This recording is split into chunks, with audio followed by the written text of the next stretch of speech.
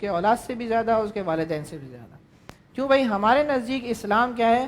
ہم کہتے ہیں وہ سیاست ہے تو اب اللہ رسول پہلے، ہم کہتے ہیں معاشرہ ہے تو اللہ رسول پہلے، شادی بیاہ میت ہے وہاں بھی ہم کہیں گے بھائی اللہ رسول نے کیا فرمایا ہمیں پہلے وہ بتایا جائے. لیکن الحاد کیا کرتا ہے؟ یہ آپ کو ہر چیز کے اندر کہتا ہے بھائی اللہ رسول کو ثانوی حیثیت دو، ان کی کوئی ویلیو نہیں ہے، سیکنڈ اسٹیپ پہ آئے گا. پہلے ہم اپنے بارے میں دیکھیں گے ہمیں کیا چیز چاہیے، ہمارے لیے کیا ضروری ہے، ہماری عقل کیا کہتی ہے. تو جو بھی شے آپ کو آہستہ آہستہ اللہ تبارک و تعالیٰ سے دور کر دے تو اسے کیا کہتے ہیں؟ الحاد کہتے ہیں. اب ہم جب آگے جائیں گے تو آپ کو پتہ چل جائے گا کہ اللہ تبارک و تعالیٰ ہمیں بھی اس مصیبت سے دور کرے. لیکن کچھ نہ کچھ الحاد جو ہے ہمارے اندر بھی گھس چکا ہے. ہم بھی تھوڑے تھوڑے لبرل، تھوڑے تھوڑے سیکولر ہو ہی چکے ہیں، کیونکہ ہمیں بھی کیا ہے اللہ تبارک و تعالیٰ کے احکامات ماننے والی ہماری طبیعت اب ختم ہوتی جا رہی ہے، کیونکہ ہماری نفسانی خواہشات ہم پر غلبہ پا رہی ہیں. ہم جو ہے اپنی دنیا کو زیادہ دیکھتے ہیں. کیا ہم نے اپنے معاشرے میں یہ نہیں دیکھا کہ شادی بیاہ کا کوئی مسئلہ ہوتا ہے یا میت کا مسئلہ ہوتا ہے، اگر ہم کہتے ہیں بھائی شریعت یہ کہتی ہے تو بڑے بوڑھے آ جاتے ہیں نہیں ہمارا خاندان کا قانون ہی ہے، ہمارے خاندان میں یہ نہیں ہوگا. یہاں اللہ رسول کو ہم ثانوی حیثیت دیتے ہیں اور خاندان کو کیا دیتے ہیں؟ اولین حیثیت دیتے ہیں. تو کوئی بھی شے ہے اگر آپ نے اللہ رسول کو پیچھے لے جا رہے ہیں اور اس کو دوسری شے کو آگے لے کے آ رہے ہیں تو یہ وہ کیا ہے؟ الحاد شمار کیا جائے گا. اب یہ جو نظریہ ہے اس کی مختصر سی ہم ابھی تاریخ بیان کرتے ہیں، زیادہ طویل نہیں کریں گے اس کے بعد. تو تاریخ میں آپ اس کو جب آئیں تو پیچھے ہمیں جانا پڑتا ہے کس کے اوپر؟ کروسیڈ کے اوپر. صلیبی جنگیں جو ہوئیں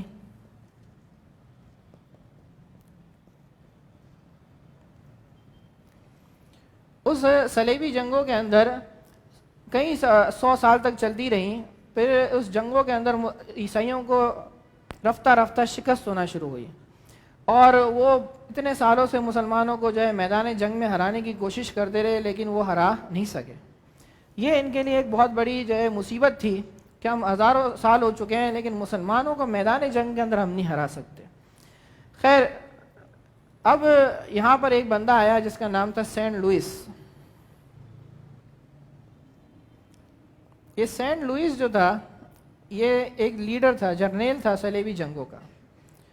اس کا جب انتقال ہوا تو اس نے سارے صلیبی کو کہا کہ میں نے جو ہے میدان جنگ میں مسلمانوں سے جنگیں کی ہیں، میں ان کو ہرا نہیں سکا، لہذا اب میں آپ کو ایک طریقہ ایجاد کرتا ہوں، دوسرا آپ کے پاس لے جاتا ہوں. اگر آپ نے یہ 3 چیزیں مسلمانوں کے اندر سے ختم کر دیں تو آپ اس کو جو ہے ہر میدان کے اندر ہرا سکتے ہیں.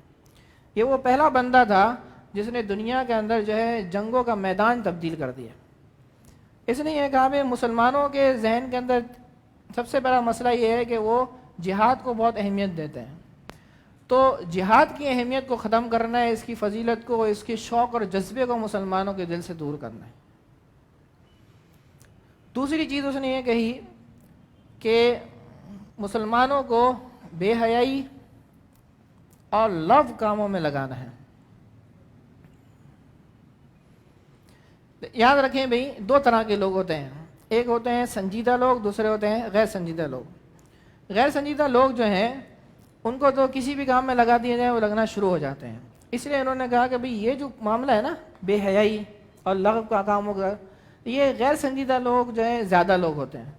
اگر ان کو بے حیائی میں لگا دیا جائے اور لغو کاموں میں لگا دیا جائے تو یہ آسانی سے لگ جائیں گے، لہذا مسلمان کیا ہے اپنے مقصد کو چھوڑ کر ان کے کاموں کے پیچھے لگ جائے گا. دیکھ لیں بھئی کہ اس وقت سلطان صلاح الدین ایوبی کے دور کے اندر ایسا ہوا تھا کہ انہوں نے درختوں کی چھالوں اسی طرح مٹی سے بے حیا مناظر جو ہے بنوائے اور مسلمان مجاہدین تک وہ پہنچائے. پھر اب تو انڈسٹری بڑی تیز ہو چکی ہے، اب تو ہر کسی کے ہاتھ میں موبائل ہے اور جب چاہے جو چاہے وہ دیکھنا چاہتا ہے. تو جب ایک مسلمان نوجوان کے ذہن کے اندر بے حیائی ہوگی تو وہ کیا سوچ رکھے گا کہ مجھے دین کا کیا کام کرنا ہے، مستقبل میں اسلام کے لیے کیا مجھے کوششیں کرنی ہے. تو بے حیائی انسان کو کیا کرتی ہے؟ کمزور کر دیتی ہے، اس کے ایمانی جذبات کو جو ہے ٹھنڈا کر دیتی ہے. دوسری چیز ہے لغویات، یعنی بیکار کاموں کے اندر مسلمانوں کو لگا دیا جائے، جیسے کہ کھیل کود ہے، کرکٹ ہے، فٹ بال ہے، اس کے اندر نوجوانوں کے شوق اور ذوق بڑھا دیا جائے تاکہ مسلمان اپنے بنیادی مقصد کو چھوڑ دے اور ان کاموں میں لگ جائے. اب یہ تو ہو گئے بھئی جو غیر سنجیدہ لوگ ہیں اور یہ زیادہ ہوتے ہیں، ان کو اس کاموں میں لگا دیا. دوسرے جو سنجیدہ لوگ ہیں اس کے اندر کیا کرنا ہے بھائی؟ جہاد کا جذبہ ختم کرنا ہے۔ اور تیسری چیز جو اس نے بیان کی،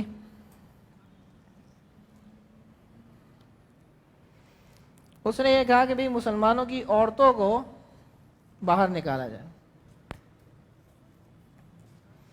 یہ ان کا کیا ہے بھئی؟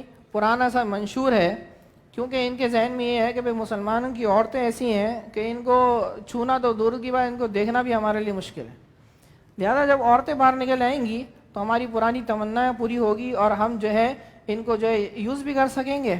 اس کے علاوہ عورتوں کے ذریعے جو ہے لوگوں میں فتنہ پھیلانا بہت آسان کام ہوتا ہے۔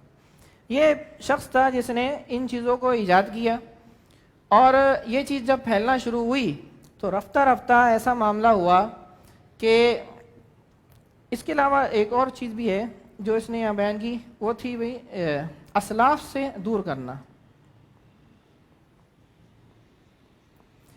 یہ بھی ایک بڑی اہم شے ہے بھئی کہ بھئی مسلمان جو ہے، اسلاف ہمارے کیا ہیں بھئی؟ زیادہ علم والے تھے، زیادہ صلاحیت والے تھے، اور ان کے جو علم ہے، ان کی جو تحریریں ہیں، انہوں نے جو اسلام کو صحیح سمجھا ہے، اس سے ہمیں دور کرنا ہے۔ تو اب یہ چیز اس نے بھی نافذ کی اور لوگوں کے درمیان جو شکوک و شبہات ڈال دیا۔ آج آپ اس کی مثال دے سکتے ہیں کہ ہمارے سامنے جو ہے محمد علی مرزا ہے، جو کہ یہ جملے کہتا رہتا ہے کہ وہ سارے بابے تھے، میں نہ وہابی ہوں نہ بابی ہوں۔ تو ہمارے جو بزرگوں کو اس نے کس طرح وہ بتا رہا ہے بابے، اسی طرح صحابہ کرام علیہم رضوان کی حیثیت کو گھٹانے کی کوشش کی جا رہی ہے۔ تو یہ لوگ بھی کیا ہیں؟ یہ اسلاف سے دور کرنے کے لیے ہر دور میں تیار کیے جاتے ہیں، تاکہ مسلمانوں کا اپنے صحابہ سے، تابعین سے، اولیاء سے، علماء سے دور ہو جائیں، اور جو دین وہ انہوں نے صحیح سمجھا ہے اس سے ہٹ کر ایک نیا دین ہمارے سامنے لایا جائے۔ اب اس نے یہ جو سلسلہ بیان کیا، تو آپ جانتے ہیں کہ جو دوسرے کے لیے گھڑا کھودتا ہے خود سب سے پہلے اسی میں گرتا ہے۔ عیسائیوں نے جب یہ مسلمانوں کے لیے گھڑا کھودا، تو اب یہ چیزیں ایسی ہیں کہ جب انہوں نے مسلمانوں میں پھیلانی چاہیے تو ان کے اپنے اندر بھی یہ پھیل گئی، اور الحاد کا سب سے بڑا حملہ یہ ہو گیا کہ عیسائی مذہب جو ہے وہ جڑ سے ختم ہو گیا۔ اب آپ کہیں بھائی عیسائی تو دنیا میں موجود ہے، بھائی کل بھی کرسمس ہے، پتہ نہیں کیا کیا وہ کریں گے، تو اب سمجھیں اس بات کو کس طرح ختم ہو گیا۔ آپ نے کبھی بھی کسی مسجد کے اندر یہ لکھا ہوا نہیں لکھا ہوگا کہ مسجد فور سیل، مسجد برائے فروخت، نہیں دکھا، آج تک دیکھا ہے کبھی؟ لیکن اگر آپ چرچ میں یورپ چلے جائیں تو وہاں کے چرچ کے اوپر لکھا ہوا نظر آئے گا کہ چرچ فور سیل۔ وہاں پہ جا کے ہمارے علماء جو ہے چرچ خرید لیتے ہیں، اس کو پھر مسجد بنا دیتے ہیں۔ کیا مطلب؟ انہوں نے جب یہ چیزیں اپنے لوگوں میں پھیلائی، دوسروں میں پھیلانی چاہیے ہمارے میں، لیکن ان کے اندر بھی یہ پھیل گئی۔ پھر انسان ہے، نفسانی خواہشات اس پہ غالب آ جاتی ہیں، تو ان چیزوں کی وجہ سے ان کے اندر بھی جذبہ جہاد ختم ہو گیا، وہ بے حیائی کے اندر پڑ گئے، انہوں نے اپنے اسلاف سے رشتہ توڑ دیا۔ پھر انہوں نے حملے کیے، خود نے اعتراضات شروع ہو گئے بھائی۔ اب جب اعتراضات شروع ہوئے تو عیسائی مذہب ہے، اس کی بنیاد بالکل کمزور ہے۔ کیوں بھائی؟ عیسائی مذہب جو ہے حضرت عیسیٰ علیہ السلام کی دنیا سے پردہ فرمانے کے، آسمان پہ چلے جانے کے بعد 50 سال کے بعد سینٹ پال نامی ایک یہودی تھا، وہ جو ہے اس نے عیسائیت قبول کی، اور پھر اس نے اپنے خواب کے ذریعے پورا عیسائی مذہب گھڑا ہے۔ اب جس مذہب کی بنیاد ہی کوئی نہیں ہے، جب اس کے اوپر الہادی حملے ہوئے، انہوں نے اعتراضات کیے عیسائی مذہب کے اوپر کہ 3 خدا کیسے ہو سکتے ہیں، اور جو ہے کس طرح جو ہے ہر بندہ جو ہے گناہ بھی کرے لیکن اس کو عذاب کیوں نہیں ملے گا، یوں جب پے در پہ الہادی اعتراضات شبہات آئے، بنیاد کچھ نہیں تھی، تو نوجوان جو ہے وہ رفتہ رفتہ عیسائی مذہب سے دور ہوتے گئے۔ یہ وہی مسئلہ کہ الہاد کیا ہے؟ وہ نظریہ جو آپ کو اللہ تبارک و تعالیٰ سے دور کر رہا ہے۔ تو وہ اللہ کو تو مانتے تھے لیکن ان کے مذہب سے وہ آہستہ آہستہ دور ہو گئے۔ اب ویسے ہی اب ہفتے میں 1 دفعہ کیا کرتے تھے؟ عبادت۔ پھر اس کے بعد اب وہاں پہ بھی سارے آنا چھوڑ دیے۔ اب وہ نام کے تو عیسائی ہوتے ہیں لیکن وہ در حقیقت ملحد ہی ہوتا ہے۔ وہ عیسائی مذہب کو سرے سے کچھ نہیں مانتے، اس کا مذاق اڑاتے ہیں، اس کے اوپر عمل کرنے کو جو ہے توہین سمجھتے ہیں اپنی۔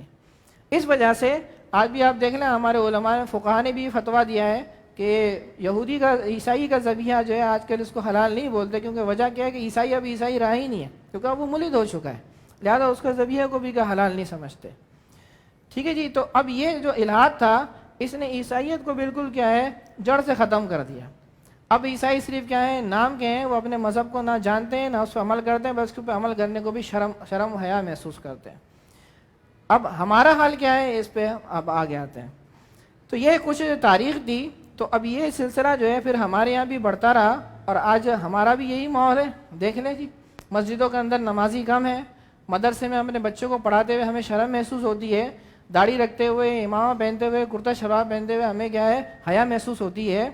میں نے ایک جگہ یہ بات کی تو لوگ ناراض ہو گئے. میں نے پھر بھی یہاں بات کر دیتا ہوں، بھائی ناراض ہو تو ہوں، کہ مسجد کا خادم بننا، مسجد کا مؤذن بننا، مسجد کا امام بننا، مدرسے کے اندر تدریس کرانا، آج ہم اس کو جو شرم و حیا محسوس کرتے ہیں. نعوذ باللہ نعوذ باللہ، ہم نے اپنا جو ہے لیول انبیاء سے بھی بڑھا لیا. نعوذ باللہ. حالانکہ ایسا ہے ہی نہیں، لیکن یہ سوچ ہے انبیاء سے بھی لیول بڑھانے والی ہے. کیوں بھائی؟ قرآن مجید کیا کہتا ہے ابھی؟ انطہر بیتی للطائفین والعاکفین ورکع السجود. دو نبی ہیں عظیم الشان، حضرت ابراہیم علیہ الصلوۃ والسلام، حضرت اسماعیل علیہ الصلوۃ والسلام. اللہ سبحانہ و تعالیٰ نے ارشاد فرمایا کہ میرے لوگ آئیں گے، نماز پڑھیں گے، یہاں پہ رکوع کریں گے، طواف کریں گے، ان کے لیے میرے گھر کی صفائی کیجیے. یہ نبیوں کا کام ہے مسجد کا خادم بننا.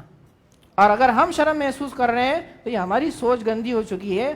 یہ ایسا کبھی نہیں ہو سکتا کہ ہم نبی سے ہائی لیول پہ پہنچ جائیں. تو یہ سوچ ہماری خراب ہو گئی نا. آہستہ آہستہ ہم بھی کیا ہیں بھائی، مسجد، مدارس، دین، اس سے دور ہوتے جا رہے ہیں. اور جس طرح عیسائیوں نے کیا کیا بھائی، اپنے مذہب پہ عمل کرنے کو شرم محسوس کیا، اس طرح ہمارے لوگ بھی اپنے مذہب پہ عمل کرنے کو شرم محسوس کرتے ہیں. اب دیکھیں کسی بڑی مجلس کے اندر بیٹھے ہوں، ہاتھ سے کھانا کھاتے ہوئے لوگوں کو شرم آتی ہے، داڑھی رکھتے ہوئے ہمیں شرم آتی ہے، کرتا شلوار پہنتے ہوئے ہمیں شرم آتی ہے، دین کی بات کرتے ہوئے ہمیں شرم آتی ہے، لیکن چوک پہ جو ہے 14 اگست میں ناچتے ہوئے شرم نہیں آتی ہمیں. یہ ہمارا بھی حال ہوتا جا رہا ہے آہستہ آہستہ. اس لیے میں نے کہا کہ یہ الحاد جو ہے یہ آہستہ آہستہ ہمارے اندر بھی سرائیت کرتا ہوا جا رہا ہے. کہ کہاں ہیں وہ مسلمان عورتیں کہ جو کہ اپنا شوہر مر جائے، کتنی بھی تکلیف ہو، لیکن ان کا پردہ نہیں ہٹتا تھا، اور آج پردہ کرتے ہوئے انہیں جو ہے نا موت آتی ہے، انہیں شرم آتی ہے. اور کہاں ہے وہ ماں باپ، وہ بھائی، وہ شوہر، وہ غیرت مند جو مرد، جو اس کی بیوی جو گھر سے جو ہے یا بچی گھر سے باہر بغیر پردے کے نکلے تو ڈوب کے مر جائے. ایسا کچھ نہیں ہے. اب تو باقاعدہ جو ہے پلاننگ کی جاتی ہے، کہا جائے تو باہر جا اور جو ہے لوگوں کو جلوے دکھا، اسی طرح دوسرے لڑکوں کو پھنسا. یہ اس پورے والدین کی طرف سے اس کو ٹریننگ دی جا رہی ہے. تو وہ ساری سسٹم ختم ہوتا جا رہا ہے کہ ایمان کی حیا، غیرت اور اللہ رسول کی بات ماننے والی سوچ، یہ بھی ہمارا الحاد آہستہ آہستہ ہمارے اندر سرائیت کرتا ہوا جا رہا ہے. یہ سارا مسئلہ کیا ہے کہ ذہن سازی کی گئی ہے اس طرح کی، اور اس کے لیے انہوں نے 200 سال کی محنتیں کی ہیں. اتنی آسانی سے ہمارا ذہن نہیں خراب کیا انہوں نے. اب ہم آتے ہیں دوسرے سٹیپ کی طرف. یہ تو ابتدا تھی، اس کے اندر ہم نے الحاد کا تعارف اور اس کی مختصر سی تاریخ بیان کی ہے. اب دوسرے سٹیپ پہ آتے ہیں جس کو ہم کہتے ہیں بھائی نظریات، جنگوں کے ادوار، جنریشن آف وارز.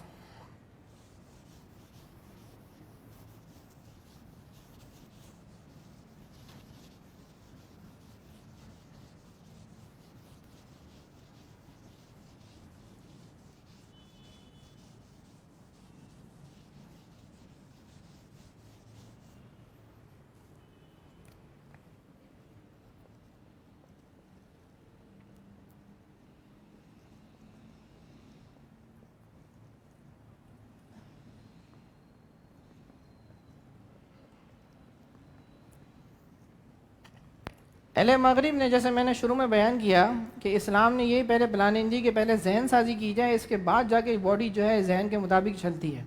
لیکن انہوں نے مسلمانوں سے میدان جنگ میں لڑ کے اس کے بعد جا کے اب یہ انہوں نے 5 اسٹیپ بنائے ہیں کہ 5 جنریشن آف وارز بنائی ہیں.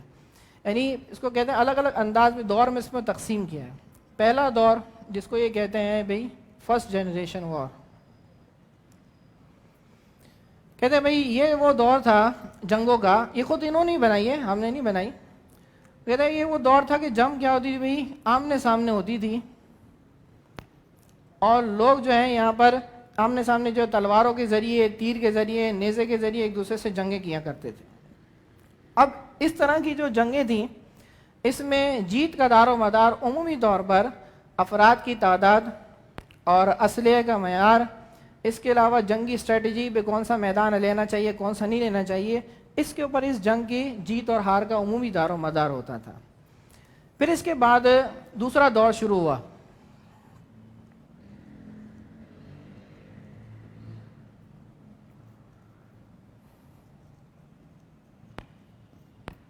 یہ پہلا دور بہت طویل ہے کیونکہ کافی عرصے تک، ہزاروں سال تک جو ہے اسی طرح جنگیں چلتی رہیں، جنگ بدر، جنگ احد، صلیبی جنگیں وغیرہ سب اسی طرح کی تھی.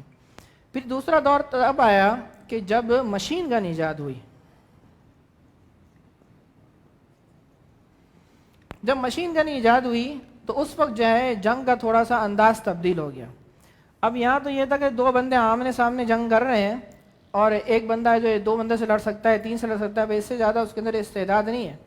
لیکن اب مشین گن نے کیا کر دیا، اس جنگ کا دور تھوڑا سا چینج کیا کہ ایک بندے کے پاس اگر مشین گن ہے تو ایک وقت کے اندر وہ کئی سو لوگوں کو بیک وقت مار سکتا تھا.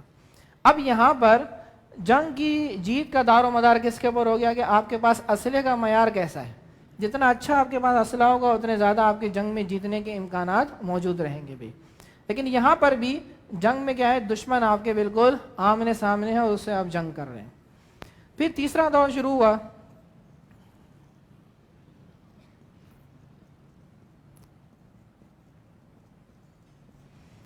یہ دور جو ہے انہوں نے اس طرح تقسیم کیا کہ جب میزائل اور ایٹم بم ایجاد ہو گئے.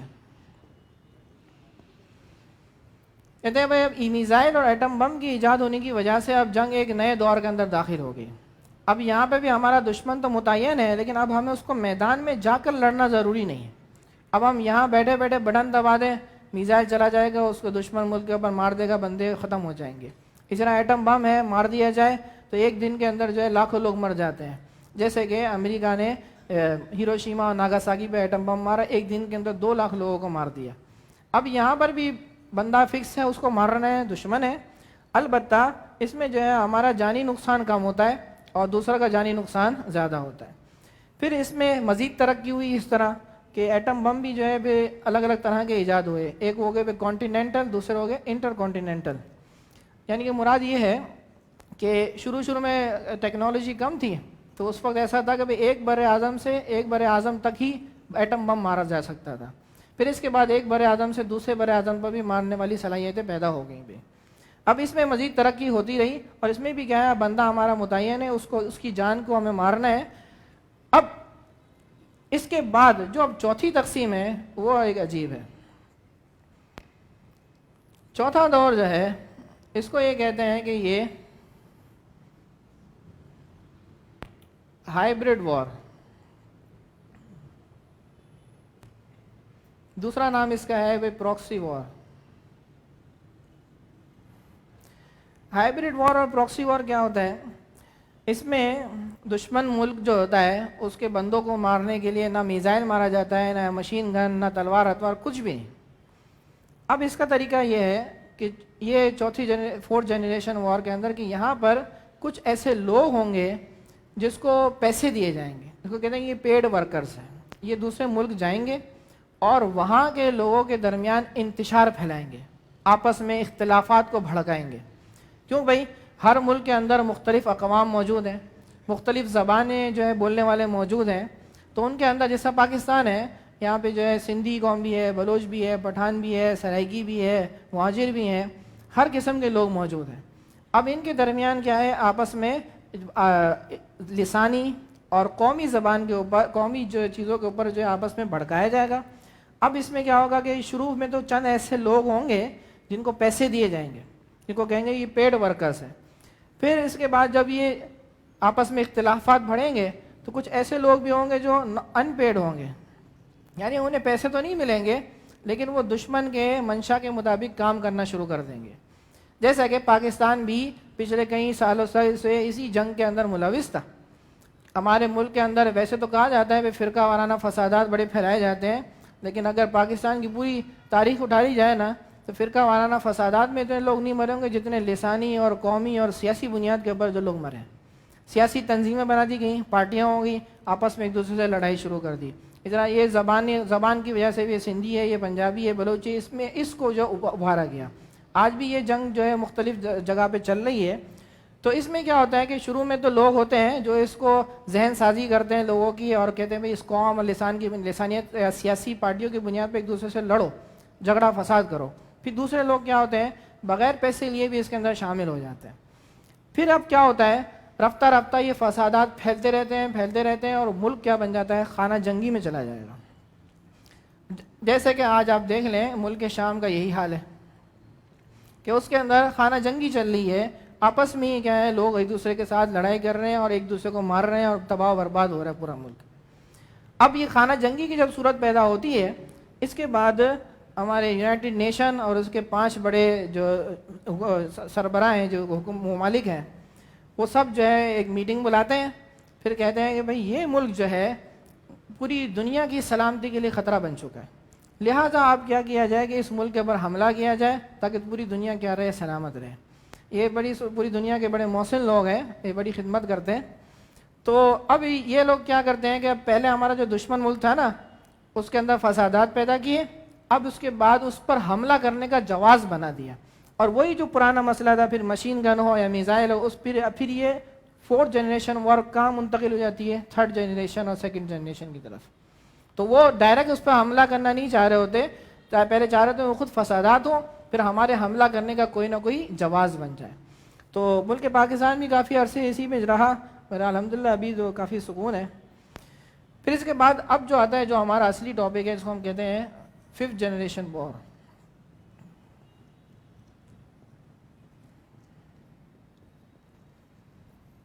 اس کو نام دیتے ہیں بھئی نظریاتی جنگ۔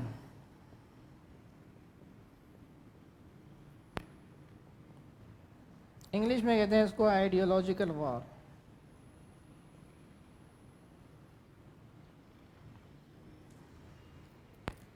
اب ان تمام جو 4 دور تھے، اس کے اندر ایک بات یکساں تھی کہ ہمارا دشمن متعین ہے اور اس کی ذات کو ہمیں نقصان پہنچانا ہے، اس کو مارنا ہے، اس کو ختم کرنا ہے۔ لیکن اب یہ جو 5واں دور ہے، یہ بالکل تبدیل ہو چکا ہے۔ اب اس کے اندر ہمارا دشمن متعین نہیں ہے کون ہے، اور اس کے اندر اب دماغ کے اوپر حملہ ہو رہا ہے، یعنی یہاں پر ذہن سازی کے ذریعے لوگوں کو اسلام سے، اللہ رسول سے اور دین سے دور کیا جا رہا ہے۔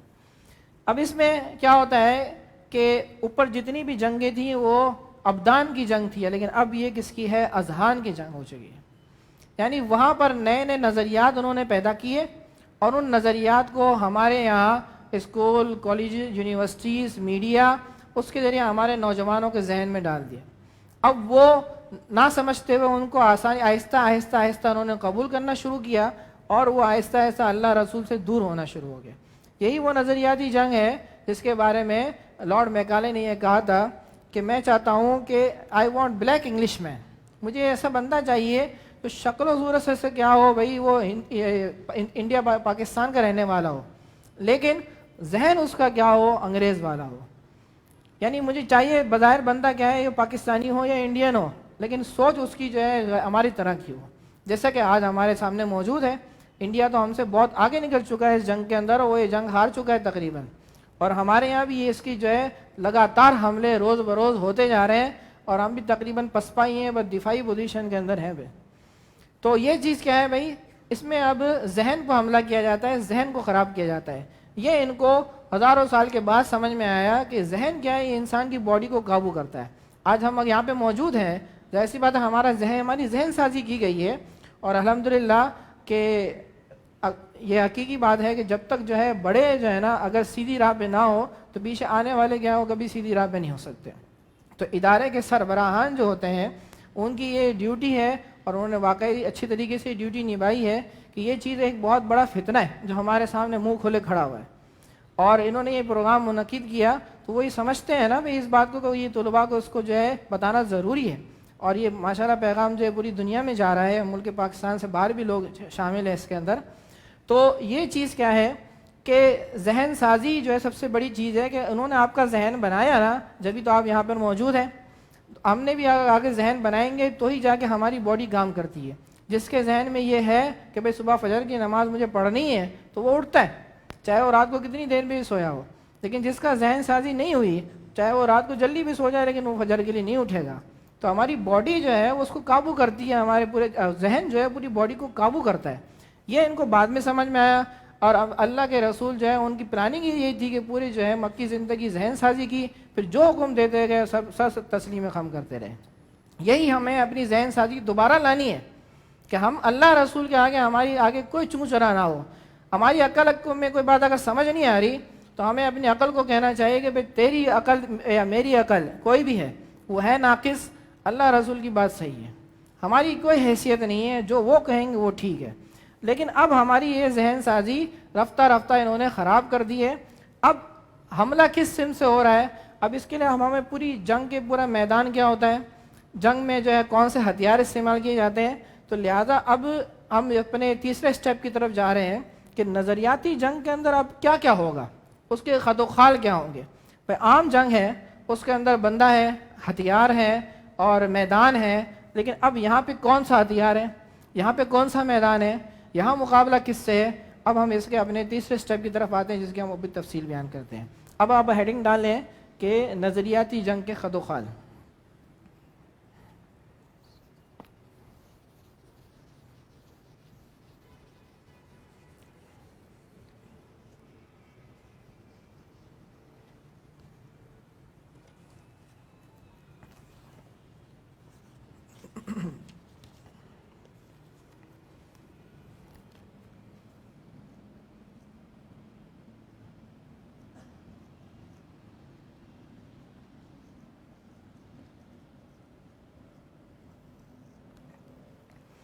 اب جب بھی جنگ ہوتی ہے تو سب سے پہلے تو ہمارا کیا ہوتا ہے, بھائی دشمن کون ہے, ہمارا مقابلہ کس سے ہو رہا ہے. تو پہلا اسٹیپ یہ ہوتا ہے کہ دشمن یا مد مقابل, اس کی پہچان ہمیں کرنی ہوتی ہے. اب عام جنگیں ہیں, بھائی پاکستان انڈیا کی جنگ ہو رہی ہے تو ہمارا مد مقابل کیا ہے, انڈین فوج ہے. جنگ بدر اور احد ہے تو وہاں پہ کفار مکہ ہیں, تو ہمارا دشمن وہاں پہ متعین ہوتا تھا کہ یہ ہے. اب یہاں پہ دشمن کون ہے؟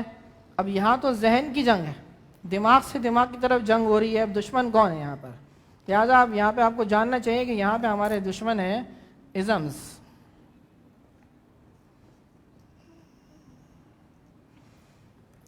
جس کو یہی جو ہمارا مین ٹاپک ہے, جس کو ہم اس کے بعد تفصیل کریں گے, secularism, liberalism, feminism, modernism, humanism, capitalism, ان سب کی کیا تصورات ہیں اور وہ کس طرح آہستہ آہستہ ہم کو اللہ تبارک و تعالیٰ سے دور کرنا چاہ رہے ہیں.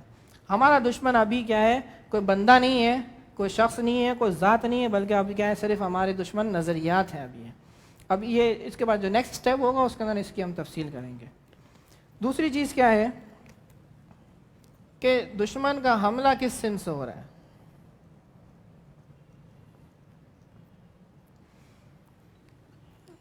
اب پہلے جنگیں ہوتی تھیں تو اس میں پتہ چل جاتا ہے مشرق سے دشمن آ رہا ہے, مغرب سے آ رہا ہے. ابھی اگر جو ہے والی تیسری اور چوتھی جنریشن کی وار ہو تو ہمیں پتہ چلتا ہے کہ دشمن کا حملہ کیا ہے, بھائی اوپر سے ہو سکتا ہے, سمندر کے راستے سے ہو سکتا ہے, زمین کے راستے سے ہو سکتا ہے. یہاں پہ سمت ہماری کیا ہوتی ہے, متعین. لیکن اب یہ ہے نظریاتی جنگ. اب یہاں حملہ کس سے ہے, دماغ سے, دماغ کی طرف حملہ ہے بس, یعنی ذہن سے کی طرف حملہ ہے. یعنی اب دشمن کی سمت کیا ہے, وہ آپ کا ذہن خراب کرنا چاہتا ہے. اب ذہن خراب کرنے کے لیے جو اسباب اختیار کرتا ہے وہ دوسرا اسٹیپ ہے, لیکن صرف اب حملے کی ایک ہی سمت ہے, دماغ سے دماغ کو جو ہے چینج کیا جا رہا ہے.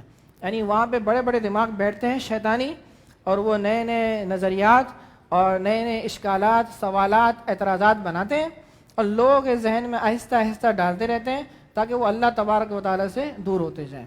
یاد رکھیے کہ یہ مغربی نظریات جتنے بھی ہیں وہ صرف اسلام کے دشمن نہیں ہیں, بلکہ ہر مذہب کے دشمن ہیں. وہ چاہتے ہیں کہ دنیا میں کوئی مذہب بچے ہی نہ, سارے مذہب ختم ہو جائیں.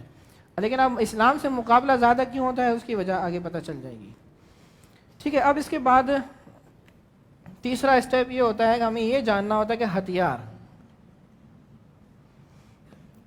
اب پہلے جو 4 جنریشن ہے ان کے اندر ہتھیار, ہم پہلے تلواریں ہوتی تھیں, نیزے ہوتے تھے, تیر ہوتا تھا, پھر جو ہے مشین گن آ گئی, ایٹم بم آ گئے, میزائل آ گئے.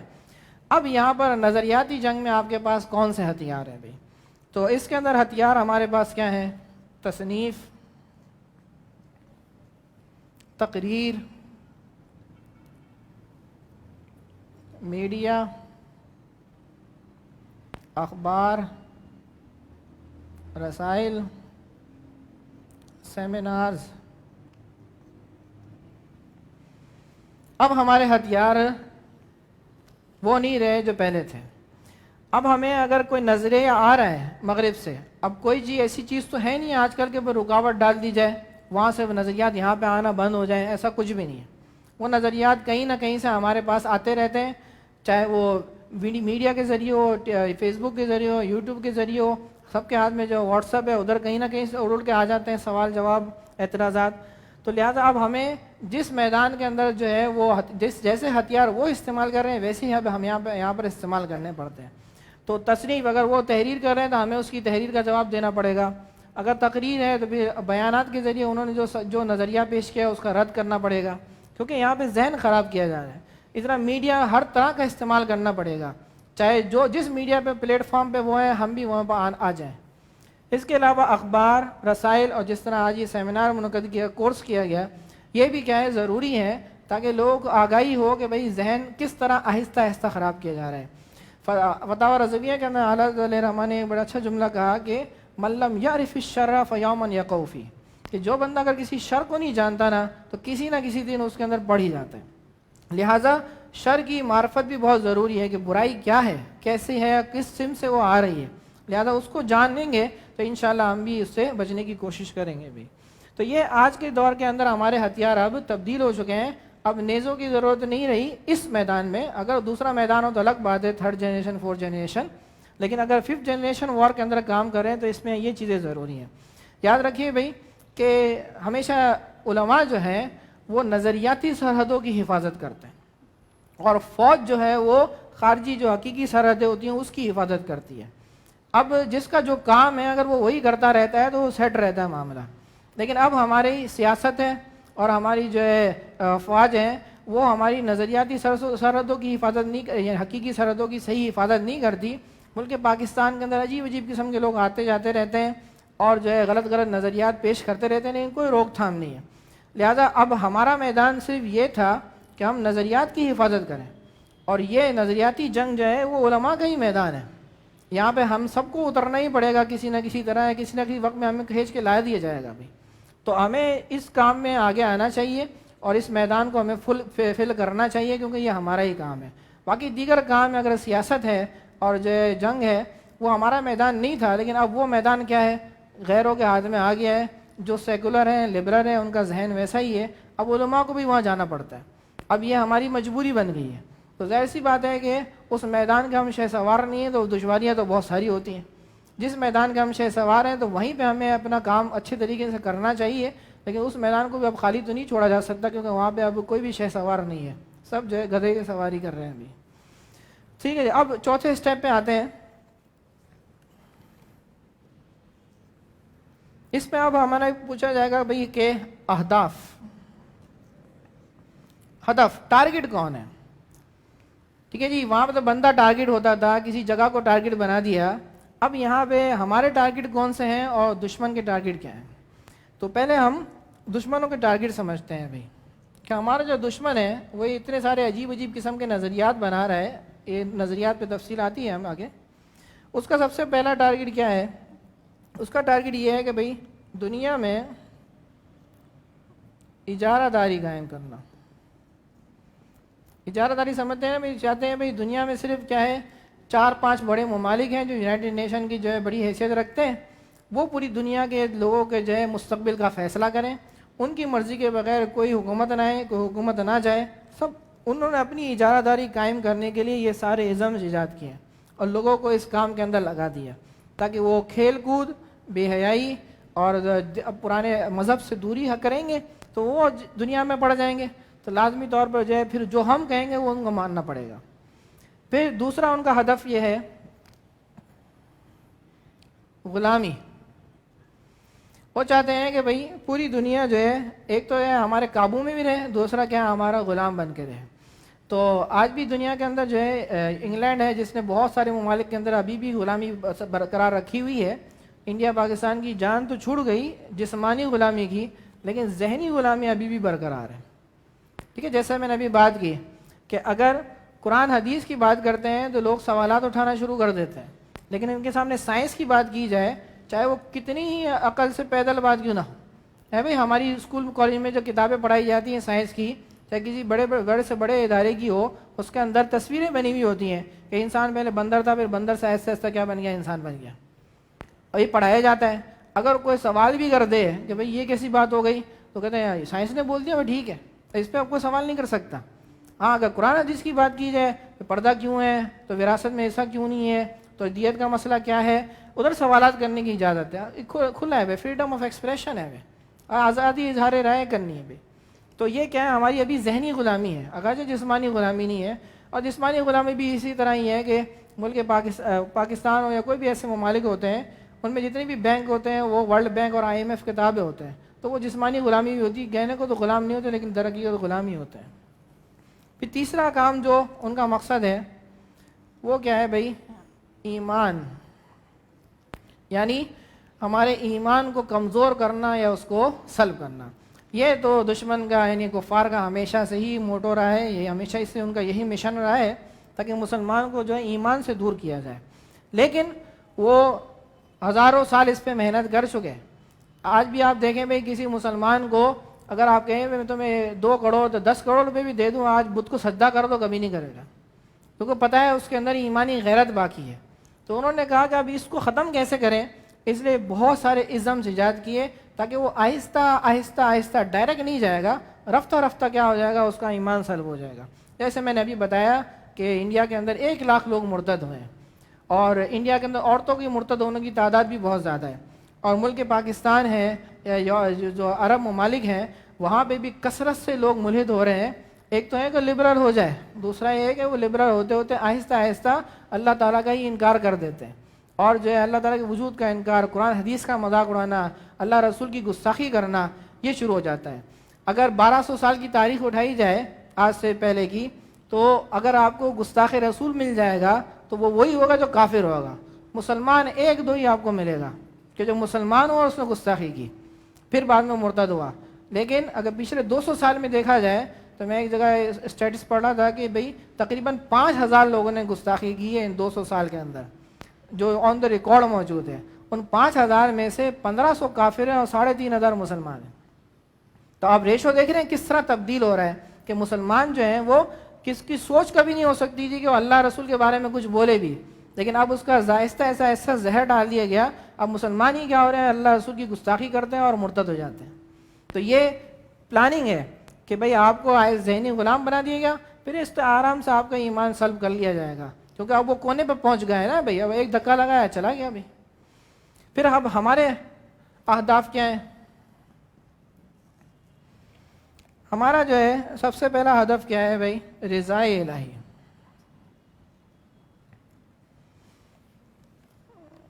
کیونکہ ہم اس دنیا میں آئے کیوں ہیں، وما خلقت الجن والانس الا لیعبدون۔ حضرت ابن عباس فرماتے ہیں یعبدون کا معنی کیا ہے، یعرفون، کہ ہم اس دنیا میں آنے کا مقصد کیا ہے بھئی، اللہ سبحانہ و تعالیٰ کی عبادت اور اللہ سبحانہ و تعالیٰ کی معرفت۔ تو امام غزالی فرماتے ہیں نا، نیک کاموں میں سب سے مشکل کام کیا ہے، اخلاص، کہ رضا الہی، یعنی ہم اس دنیا میں آئے ہیں، ہمارا مقصد اپنی اصلاح بھی ہے اور ہر بندے کی اصلاح بھی ہے، اور ایمان کی حفاظت تو یہ بہت اہم جز ہے انسان کا، کیونکہ ایمان ہے تو ہی جو ہے دنیا بھی ہماری اچھی ہے اور آخرت بھی ہماری اچھی ہے، اور اگر ایمان سلب ہو گیا تو دنیا بھی بری ہو گئی اور آخرت بھی بری ہو گئی۔ تو یہ اصل مقصود کیا ہے ہمارا، اللہ کی رضا کی خاطر دین کا کام کرنا، اللہ کی رضا کی خاطر لوگوں کی ایمان کی حفاظت کے لیے جد و جہد کرنا، اللہ کی رضا کی خاطر جو ہے لوگوں کے جو ہے مستقبل کا، ہماری آئندہ آنے والی نسلوں کے ایمان کی حفاظت کرنا۔ تو یہ اصل چیز ہے۔ اگر رضا الہی نہیں ہے تو یاد رکھیں کہ یہ آپ بھی کسی نہ کسی ازمز کے اندر موجود ہیں۔ اب آپ آگے پڑھیں گے، اگر آپ کی زندگی کا مقصد کیا ہے، مال اصل ہے، رضا الہی ثانوی حیثیت ہے، تو آپ کیپٹلسٹ ہیں۔ اگر آپ کی زندگی کا مقصد کیا ہے، اپنی ذاتی نفسانی خواہشات ہیں، رضا الہی نہیں ہے، تو آپ لبرل ہیں۔ اس طرح ہر چیز کا کیا ہے، انہوں نے ایک اپوزٹ بنایا ہوا ہے۔ اگر آپ رضا الہی نہیں، آپ اپنی عقل کو زیادہ اہمیت دیتے ہیں، اپنے علم کو زیادہ فضیلت سمجھتے ہیں، تو آپ ریشنلسٹ ہیں۔ تو اصل چیز کیا ہے بھئی، رضا الہی، یہ سب سے بڑا ہمارے آگے ہونا چاہیے۔ تو اللہ رسول کی رضا ہی اصل ہمارا مقصود ہے، یہی ہمارا ہدف ہے۔ اس کے حصول کے لیے ہمیں ہر میدان کے اندر کام کرنے کی ضرورت ہے۔ دوسرا ہمارا ہدف کیا ہے کہ دشمن کی سازشوں کی پہچان اور بچاؤ۔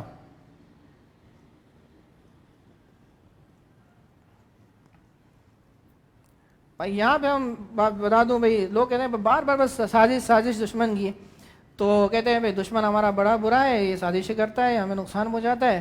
بھائی دشمن تو دشمن ہی ہے، اس کا کام تو سازش کرنا ہی ہے.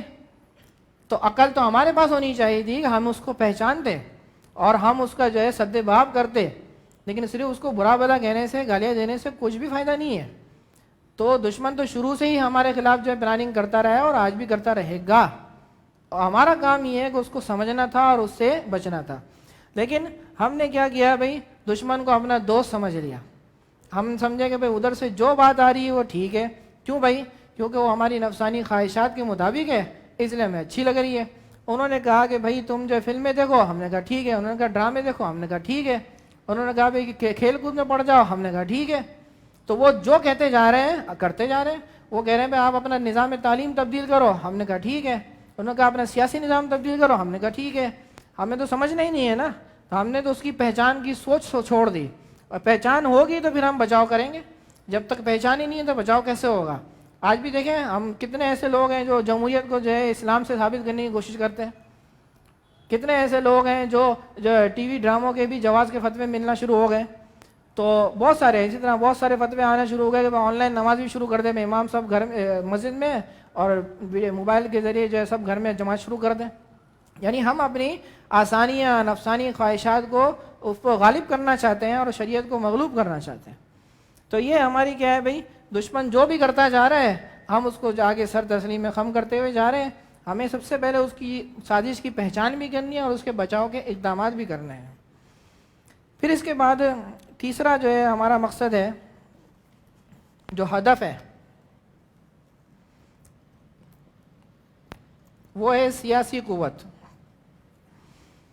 کیونکہ یاد رکھیے بھائی کہ اسلام میں جو جہاد فرض کیا گیا اس کے پیچھے بھی یہی کانسیپٹ ہے کہ جہاں کہیں بھی جہاد کے لیے اگر مسلمان جاتے تو 3 آپشن رکھتے کہ بھائی یا تو اسلام قبول کر لو، دوسرا آپشن یہ ہے کہ بھائی تم ہٹ جاؤ، ہم یہاں کی سربراہی کریں گے، ہم یہاں پر سیاسی قوت بنائیں گے اپنی، تمہیں جو بھی کرنا ہے کرو، یہاں پہ جو ہے اپنی دکانیں کھولو، اپنے مسجد میں اپنے مندر میں رہو، اپنے چرچ میں رہو، کوئی مسئلہ نہیں ہے ہمیں.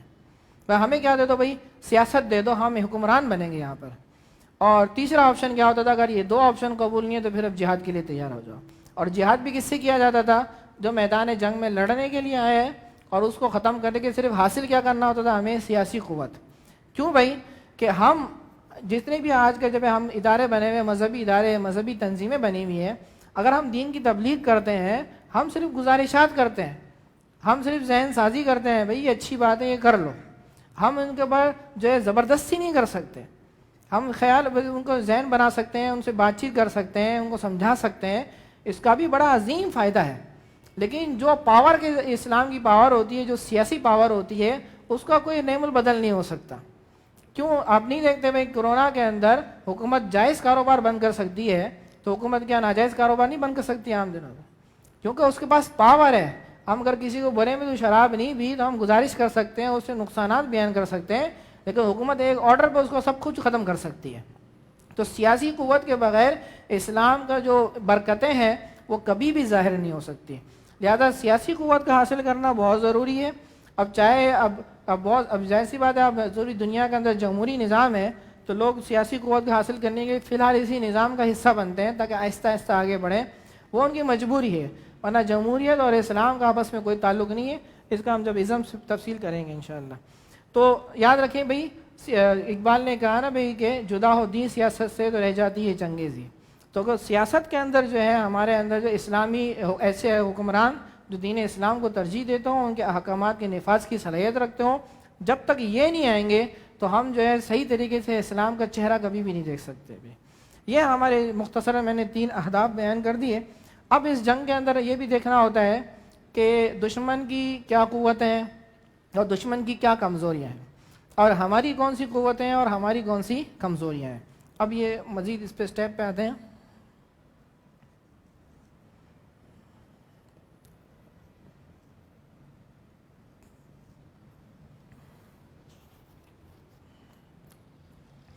اب اس میدان میں جو ہماری چند کمزوریاں ہیں اس میں سب سے بڑی ہماری کمزوری یہ ہے کہ سیاسی ابتری، کہ جتنے بھی مسلمان ممالک ہیں ان کی جو سیاست کے اندر جتنے بھی لوگ ہیں، اور یہ جانتے ہی ہیں آپ کہ سیاست کے اندر ایلیٹ کلاس آتی ہے، اشرافیہ آتے ہیں ملک کے اندر، وہ سارے اشرافیہ کیا ہیں؟ سیکولر اور لبرل ہیں. لہذا سیاست کے اندر ایسے لوگ ہیں ہی نہیں جو مذہب کو پسند کرتے ہوں اور مذہبی بات کو کرتے ہوں، اور کوئی کر بھی دے تو وہ کہتے ہیں بھئی یہ سیاست کا میدان ہے، مذہب الگ ہے، سیاست الگ ہے، فوراً یہ بول کے ہمارے جو اسمبلی کے اجلاس بھی ختم کر دیے جاتے ہیں یا مائک بند کر دیا جاتا ہے. لہذا سیاسی کمزوری ہماری ہر جگہ موجود ہے، کوئی بھی ایک سنجیدہ جو ہے سیاسی دینی حکمران کہیں بھی موجود نہیں ہے. دوسرا مسئلہ ہمارے ساتھ کیا ہے کہ اقتصادی کمزوری ہے، کہ مسلمان جو ہیں وہ سست کاہل ہو چکے ہیں، محنت نہیں کرتے اور دنیا کے دوڑ میں پیچھے ہیں، نہ ٹیکنالوجی کے اندر آگے بڑھنے کی کوشش کر رہے ہیں اور نہ ہی جو ہے مال کے وسعت کے اندر طاقت کوشش کر رہے ہیں. اگر کر بھی رہے ہیں تو کیا ہے، وہ ملک پاکستان میں نہیں رہتے، ملک پاکستان سے باہر چلے جاتے ہیں. ٹھیک ہے جی. تو اب یہ کیا ہے، بڑا نقصان ہوتا ہے کہ ساری زندگی جو ہے کوئی بھی اسلامی ملک سے، پاکستان کی تو میں مثال دے رہا ہوں کہ وہیں پہ رہے، وہیں سے کھایا کمایا، وہیں سیکھا. اب جب سروس پرووائڈ کرنے کا موقع آ رہا ہے تو اب دوسروں کو سروس پرووائڈ کر رہے ہیں. وجہ اس کی کیا ہے بھائی؟ کیونکہ یہاں پہ ان کو اتنا اچھا معاوضہ نہیں مل رہا، یا پھر جو ہمارے جو بڑے ہیں انہوں نے ایسا نظام بنایا ہوا ہے کہ جس کے اندر اچھا بندہ چل نہیں سکتا. اب وہ کیا ہے، مجبوراً یہاں سے وہاں شفٹ ہو جاتے ہیں. یہ بھی پھر ہمارا کیا ہے، نقصان ہے. تو ہم اس میدان کے اندر بھی کمزور ہیں. اب دیکھ لیں جتنے بھی ممالک ہیں اسلامی، وہ IMF کے قرضوں کے اندر ڈوبے ہوئے ہیں. ہر بندے کے اوپر اگر ڈیوائڈ کیا جائے تو بھی جو ہے لاکھوں کروڑوں روپے قرضہ بن جاتا ہے. تو یہ اقتصادی کمزوری بہت بڑی اہم ہے کہ جس کی بنا پر جو ہے جس ملک کے اندر اقتصادی کمزوری نہیں ہے وہ دشمن کی آنکھوں میں آنکھیں ڈال کر بات کر سکتا ہے. اور الاحسان و یقطع اللسان، کہ جب آپ نے پیسے لے لیے تو احسان لے لیا، اب آپ کی زبان کیا ہوگی؟ کٹ جائے گی بھائی. اب آپ مزید گفتگو نہیں کر سکتے. ابھی ہمارے ملک میں جو ٹرانسجنڈر ایکٹ پاس ہوا اس کے پیچھے بھی یہی مسئلہ ہے، کیونکہ پاکستان جو ہے وہ، یہ بڑی اہم بات ہے، میں نے اپنی کتاب کے اندر بھی اس بات کو لکھا ہے. GSP+ یہ اسٹیٹس دیا گیا ہے پاکستان کو. GSP+ کا مطلب یہ ہے کہ پاکستان جو ہے وہ یورپین مارکیٹ کے اندر جو ہے تجارت کر سکتا ہے. یورپ کی جتنے بھی ممالک ہیں وہاں سے تجارت کرتا ہے، لیکن اس GSP+ کا اسٹیٹس کا مطلب یہ ہے کہ پاکستان جتنی بھی تجارت کرے گا اس پہ ڈیوٹی کوئی نہیں لگے گی، کوئی ٹیکس نہیں لگے گا اس کے اوپر. یہ GSP+ پاکستان کو ملا ہے اور اس کا معاہدہ سائن ہوا ہے جس کے اندر 16 شرطیں ہیں کہ پاکستان یہ 16 شرطیں مانے گا تو پاکستان کا یہ اسٹیٹس برقرار رہے گا. اب پاکستان نے اس پہ سائن بھی کر دی ہے ہمارے حکمرانوں نے، اور اس کے اندر یہ باتیں لکھی ہوئی ہیں کہ یہ چیزیں آپ کو ماننا ضروری ہے، اگر آپ نہیں مانیں گے تو آپ کا اسٹیٹس واپس لیا جائے گا. خیر اس وقت کے ہمارے جو حکمران تھے انہوں نے کہا کہ بھئی اتنی جلدی پاکستان کے اندر اس قسم کی شرائط نہیں منوائی جا سکتی، لہذا ہمیں ٹائم دیا جائے 2-3 سال کا. لہذا پچھلے سال یعنی 2018 کے اندر یہ ہوا تھا کہ اس کا یورپین یونین کا بندہ آیا تھا پاکستان کے اندر اور اس نے کہا تھا بھئی پاکستان کے اندر GSP+ کا اسٹیٹس دیا ہوا ہے لیکن کوئی پیش رفت نہیں ہے. تو کیا پیش رفت نہیں ہے؟ کہ ہم نے 16 چیزوں پہ آپ کی سائن کروائی ہیں لیکن اس میں سے ایک بھی پوری نہیں ہوئی. ان 16 چیزیں کیا ہیں بھئی؟ کہ ملک پاکستان کے اندر ہم جنس پرستی کو فروغ دیا جائے گا، ملک پاکستان کے اندر انسانیت کے نام پر جو ہے بے حیائی کو فروغ دیا جائے گا. اس طرح بہت ساری شرطیں جو ان کے اپنی منشا کے مطابق ہیں. تو اس کے اندر پھر انہوں نے فوراً کیا کیا، 2018 کے اندر ٹرانسجنڈر ایکٹ راتوں رات پاس کیا. کیوں؟ تاکہ پاکستان کو GSP اسٹیٹس کا اسٹیٹس برقرار رہے اور یورپین مارکیٹ کے اندر جو ہے اسے ٹیکس نہ دینا پڑے. اور اب جا کے 2022 کے اندر جب یہ ٹرانسجنڈر ایکٹ کے خلاف بہت زیادہ مسئلہ اٹھا اور اب واپس لے لیا گیا تو ابھی اس کو پینڈنگ میں ڈال دیا ہے. اور وجہ یہی ہے کہ ہر دسمبر کے اندر جو ہے وہ بندہ آتا ہے چیک کرتا ہے، تو اس نے پہلے ہی آبجیکشن ڈال دیا کہ ہم نے تو آپ نے جو ایک پیش رفت کی تھی اس میں بھی پیچھے ہٹ گئے ہیں، لہٰذا ہم اگلے سال سوچیں گے کہ دوبارہ آپ کو یہ اسٹیٹس ملے کہ نہ ملے. یعنی اب جب ہم نے ان سے سارے احسانات لے لیے ہیں، پیسہ ان کا ہے، تجارتی جو ہے مارکیٹ ان کی ہے، تو لہٰذا اب ہم کچھ بھی نہیں کر سکتے، ان کے آگے ہاتھ باندھ کے کھڑے رہنا ہے، ہم غلام بن چکے ہیں ان کے بھی. تو اب وہ جو ایکٹ پاس کرنا چاہتے ہیں کروا دیتے ہیں اور آسانی سے جو ہے یہاں پاس کرنا بھی پڑتا ہے، سارے حکمران ان کی حمایت بھی کرتے ہیں، اور جو مخالفت کرے وہ چند عرصے کے بعد کل عدم ہو جاتا ہے یا غدار ہو جاتا ہے یا جو ہے دنیا سے غائب ہو جاتا ہے. پھر ہماری جو ہے تیسری کمزوری یہ ہے، مغرب سے مرغوب بھی ہیں تو مرغوب بھی ہیں. ہے بھائی کہ ہمیں جو ہے ہم ان کے روب میں بھی آ چکے ہیں اور ہماری جو ہے چاہتے ہیں محبتیں بھی کیا ہیں ان کی طرف ہیں. دونوں چیزیں ہیں، کوئی مرغوب ہو گیا تو کوئی مرغوب ہو گیا، کوئی دونوں ہو گیا. تو یہی وجہ ہے. دیکھیں بھائی یہ ہم جس جگہ ہم رہ رہے ہیں پاکستان اور انڈیا، یہاں پہ کئی عرصوں تک ہندوؤں نے حکومت کی. پھر جب اسلامی مغل سلطنت آ گئی، اس کے بعد ان کی محنت اور اولیاء کی محنت، علماء کی محنت کے بعد اب ہم سب کیا ہیں الحمدللہ یہاں پہ مسلمان ہیں. ہم میں سے اکثر کے اگر ہم پیچھے چلے جائیں 3-4 نسلیں پیچھے، تو وہ سارے کیا ہوں گے؟ کافر ہوں گے. کسی کا نام کچھ اور ہوگا، ہندو والا نام ہوگا. کیوں بھائی؟ کہ جس انسان جس ماحول کے اندر رہتا ہے، جس علاقے کے اندر رہتا ہے، اس کے اثرات ضرور آتے ہیں. الصحبۃ مؤثرہ. تو جب انہوں نے محنت کی تو اب آگے آنے والی 2-3 نسلوں کے بعد اب سب کیا ہیں؟ مسلمان ہیں. اللہ کا احسان ہے. لیکن جب یہاں سے بندہ یورپ جائے گا، امریکہ جائے گا، تو اس کا بھی یہی حال ہوگا. کیونکہ وہاں پر بھی اب کیا ہوگا؟ 1-2 نسلوں کے بعد کیا ہوگا؟ وہ اب مسلمان نہیں رہیں گے. کیونکہ علاقہ، اس کی رہائش، اس کی حکومت، ارد گرد کا ماحول یہ انسان کے اوپر بہت زیادہ اثر کرتا ہے. اور یہ کوئی ہوائی باتیں نہیں ہیں، یہ حقیقی بات ہے. اس کی میں شرعی مثال بھی دے سکتا ہوں.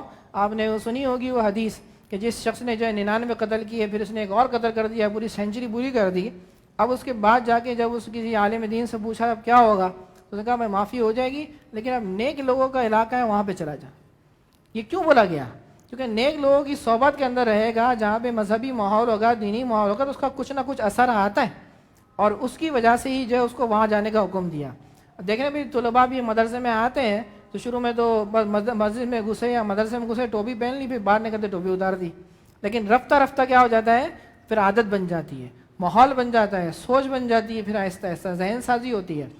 تو یورپ کے اندر جو لوگ چلے گئے، میں یہ تو نہیں کہہ رہا کہ وہاں جانا ناجائز ہے، لیکن آپ نے اپنے بچوں کے ایمان داؤ پہ لگا دیا. ایک نسل نہیں، 2 نہیں، تیسری نسل جائے گی. اور یہ حقیقی بات ہے. ہمارے ایک جاننے والے ہیں، وہ ان کے رشتہ دار موریشس کے اندر ہوتے ہیں، مسجد کے امام ہیں. اب مسجد کے امام کے بچوں کا حال سن لیں تو آپ اندازہ لگا رہے ہیں جو مسجد کا امام نہیں ہے، جو خالص پیسے کے لیے وہاں پہ گیا ہے، زیادہ مال کمانے کے لیے، جس کا دین سے کوئی سروکار بھی نہیں ہے، جو ادھر ہی آدھا لبرل تھا، وہاں جا کے اس کے بچوں کا کیا حال ہوگا. مسجد کے امام کے ایک بیٹی ہے اور 2 بیٹے ہیں، اور وہ بتاتے ہیں کہ بھئی میری بیٹی ہے، ہر روز کسی نئے لڑکے کو آتی ہے، کمرہ لاک کر دیتی ہے، اور یہاں پہ جو ہے بچوں کو کچھ بھی نہیں کہا جا سکتا. تو اگر بچوں کو کچھ بھی کہہ دیا تو فوراً کال کر کی جاتی ہے حکومت کو، اور ہمیں اٹھا کے لے جاتے ہیں. دوسرا بیٹا ہے، یہ سر عام جو ہے وہ نعوذ باللہ زنا کرتا رہتا ہے، میں اس کو کچھ نہیں کر سکتا. اور تیسرا بیٹا میرا ایسا ہے کہ ہمارے اس ملک کے اندر، موریشس کے اندر، ہم جس پرستی کی جو تنظیم ہے اس کا سب سے بڑا لیڈر یہی ہے.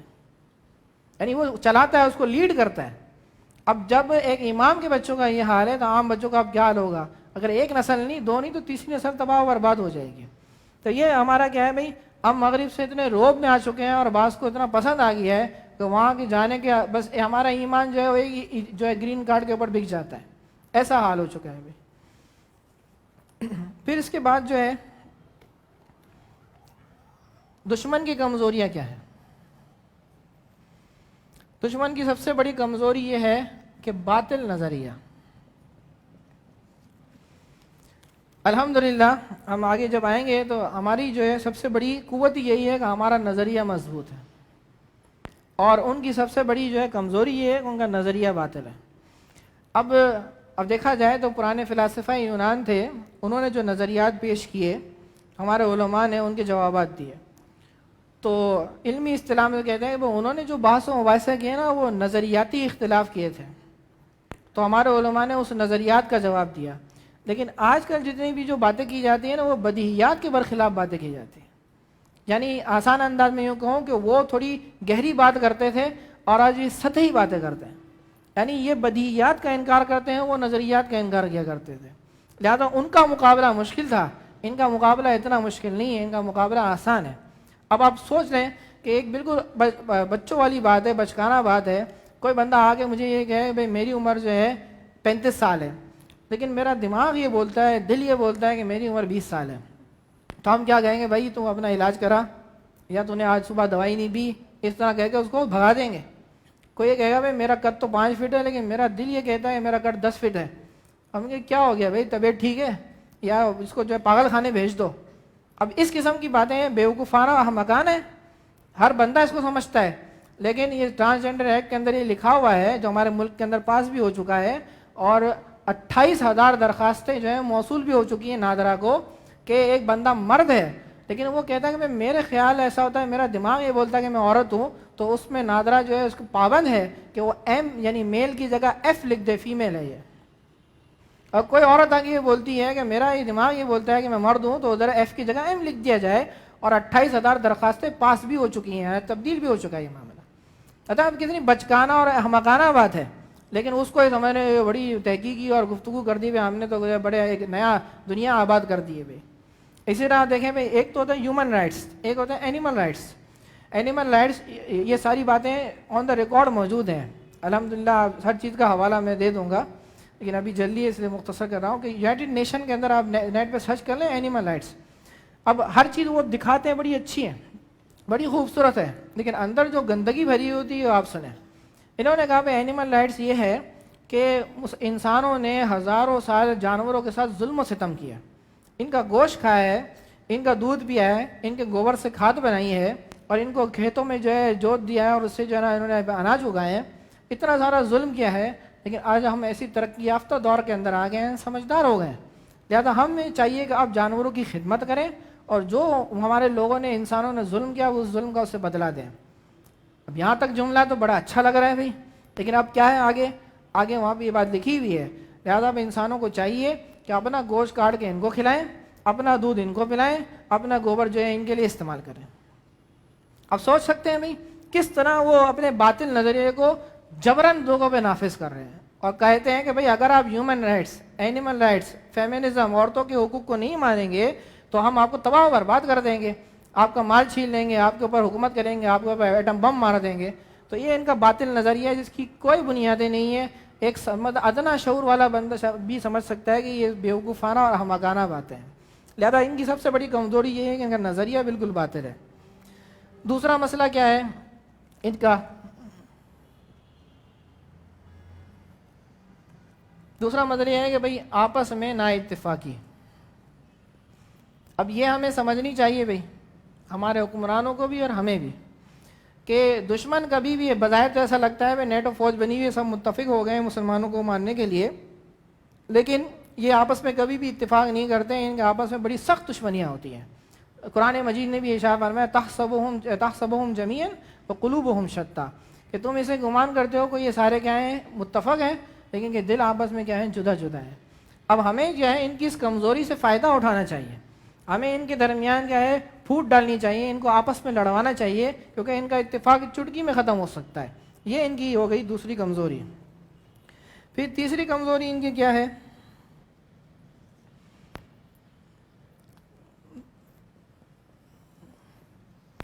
کہ ان کا معاشرہ جو ہے وہ تباہ ہو چکا ہے۔ معاشرہ سے مراد کیا ہے؟ خاندانی نظام، معاشرتی نظام اب ان کا بالکل ختم ہو چکا ہے۔ ہمارے الحمدللہ خاندان باقی ہے، گھر کا سربراہ ہے، نظام ہے، معاشرہ ہے، ایک اچھے برے کو برا، برے کو برا، اچھے کو اچھا سمجھنے کی ابھی بھی کچھ نہ کچھ صلاحیت موجود ہے۔ ان کے درمیان جو ہے لبرلزم کی وجہ سے ان کا معاشرہ بالکل تباہ ہو چکا ہے۔ خاندان تو نام کی کوئی شے ہے نہیں، بچے جو ہے چائلڈ کیئر سینٹر میں پڑھتے ہیں، اور بوڑھے جو ہے اولڈ ہاؤس میں پڑھتے ہیں، اور نوجوان جو ہے وہ جو ہے مشین بنے ہوئے ہیں پیسہ کمانے کی، اس کے سوا کچھ بھی نہیں ہے۔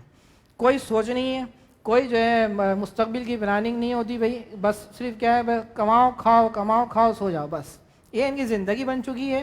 نہ والد کا پتہ ہے، نہ والدہ کا پتہ ہے، نہ بھائی کا پتہ ہے، نہ خالہ ماموں چاچو، کچھ بھی نہیں ہے۔ تو ان کا یہ معاشرہ تباہ ہو چکا ہے، اور یہ ایسے لوگ ہیں کہ چاہتے ہیں کہ ہمارا تو تباہ ہو گیا، ان کا صحیح کیوں نہیں ہے؟ یہ تو ان کا صحیح نہیں رہنے دو، ان کو بھی کیا کر دو، خراب کر دو، تاکہ کوئی ایسا نہ ہو جائے کہ ہمارا بندہ جو کیا ہے مسلمان ہو جائے کہ بھئی یہاں تو اچھا نظام ہے، خاندانی نظام ہے، ادھر بھی تباہ و بربادی کر دو۔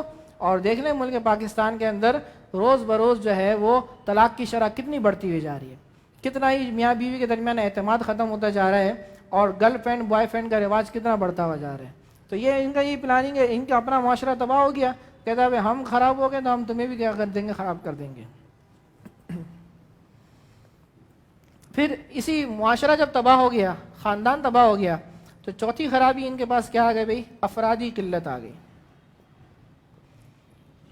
ظاہر سی بات ہے کہ جب دو لوگ اگر آپس میں رہ رہے ہیں تو صرف ذاتی پیسوں کے مفادات کی وجہ سے یا اپنی شہوت پوری کرنے کے لیے بیٹھے ہوئے ہیں، تو افرادی قوت تو کبھی پیدا ہو ہی نہیں سکتی۔ ہمارے دوست جو ہیں ساؤتھ کوریا سے آئے، انہوں نے کہا کہ ساؤتھ کوریا کے اندر جو ہے 60% جو ہے بوڑھے لوگ ہیں اور 30% نوجوان لوگ ہیں، اور دیکھنے شرابی دیکھنے میں نوجوان 30% کم ہے، بوڑھوں کی تعداد کیا ہے زیادہ ہے، اور صرف 10% بچے ہیں، اور اس 10% کے اندر بھی 8% جو ہے مسلمانوں کے ہیں اور 2% کافروں کے ہیں۔ تو مسلمانوں کا ابھی بھی ادھر کچھ نہ کچھ خاندان تھوڑا بہت بچ جاتا ہے، تو وہ جو ہے افرادی قوت جو اپنی بنا دیتے ہیں، لیکن وہاں پہ افرادی قلت ہوتی جا رہی ہے، لہذا اس کی بھی انہوں نے حل یہ نکالا ہوا ہے کہ مسلمانوں کو کیا کرو، مرتد کرو، اپنے اندر شامل کرتے رہو بھائی۔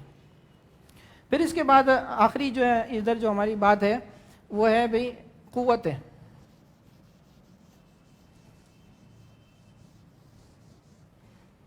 چھٹی چیز ہے کہ بھئی ہماری قوت کیا ہے اور ان کی قوت کیا ہے۔ بھئی ہماری سب سے بڑی قوت کیا ہے کہ ہمارا نظریہ کیا ہے، مضبوط ہے۔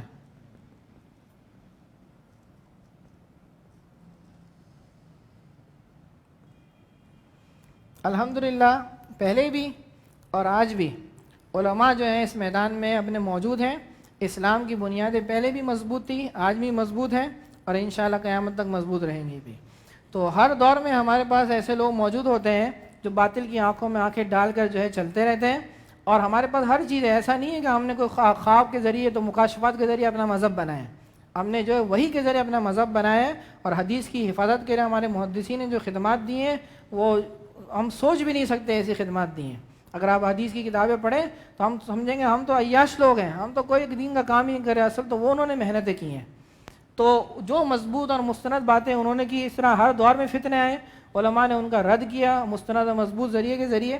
آج بھی ایسا ہی ہے، بس اگر مسئلہ ہے تو وہ مسئلہ یہ ہے کہ ہماری اس جگہ تک رسائی نہیں ہے۔ مسئلہ یہ نہیں ہے کہ اسلام کے پاس کسی مسئلے کا جواب نہیں ہے، چاہے دنیا جہاں میں کہیں بھی کوئی بھی اعتراض آپ کے پاس کسی سے جگہ سے بھی اڑ کے آ جائے تو آپ اپنے ذہن میں یہ بات بٹھا لیں کہ اسلام کے پاس اس کا جواب ضرور ہے، اسلام کی باتوں میں کوئی کمزوری نہیں ہے۔ مسئلہ یہ ہے کہ میں نے نہیں مطالعہ کیا، یا پھر میں ایسے لوگوں تک پہنچ نہیں سکا جو اس کا جواب دے سکے۔ ہر چیز کا جواب موجود ہے، ہر چیز کے لیے علماء نے محنت کی ہے، بس ہماری اس تک رسائی نہیں ہو سکتی۔ لہذا ہمارا سب سے بڑا پلس پوائنٹ یہی ہے کہ ہمارا نظریہ کیا ہے، بالکل مضبوط ہے۔ دوسرا ہمارا پلس پوائنٹ یہی ہے، جو ان کے پاس افرادی قلت تھی تو ہمارے پاس کیا ہے بھائی، افرادی قوت ہے۔ کیونکہ مسلمانوں کا کیا ہے، خاندانی نظام مذہبی بھی مضبوط چل رہا ہے، اس لیے افرادی قوت بھی یہاں پر موجود ہے بھائی۔ البتہ ہماری جو ہے قوت کی ایک اور شے بھی یہ ہے کہ اللہ تبارک و تعالی اور رسول اللہ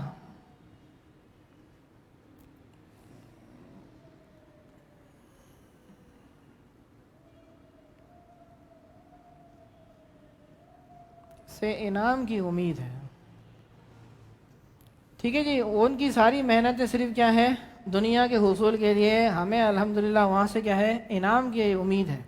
جیسا کہ قرآن مجید میں بھی یہ ارشاد فرمایا اللہ تبارک و تعالیٰ نے کہ جب غزوہ احد کے مسئلہ ہوا تو کیا فرمایا کہ بھئی تمہارے اوپر بھی تکلیف آئی ہے، اور اس سے پہلے کافروں کے اوپر بھی جنگ بدر میں تکلیف آئی تھی، لیکن فرق ابھی بھی موجود ہے کہ انہیں جو تکلیف ہوئی تو انہیں کوئی امید نہیں تھی ثواب کی، لیکن تمہیں اگر تکلیف پہنچی تو تمہارے پاس امید ہے ثواب کی۔ ٹھیک ہے جی، تو ہمارے پاس الحمدللہ اگر دنیا ساری زندگی میں ہمیں تکلیف میں گزرے تو بھی ہمیں ٹینشن نہیں ہے، کیونکہ ہمیں آخرت کے ثواب کی کیا ہے، امید ہے، وہی ہمیں کیا رکھتی ہے، زندہ اور جوان رکھتی ہے بھائی۔ ٹھیک ہے جی، تو کافروں کے پاس اس قسم کا کوئی انعام کی امید نہیں ہے، ساری زندگی وہ محنت کرتے ہیں لیکن ان کو مرنے کے بعد تو کوئی ان کے پاس جو ہے چیز موجود ہے ہی نہیں بھائی۔ اب دشمنوں کی قوت جو ہے وہ سب سے بڑی قوت ان کی یہی ہے کہ سیاسی مضبوطی، دوسرا ہے ان کی اقتصادی مضبوطی،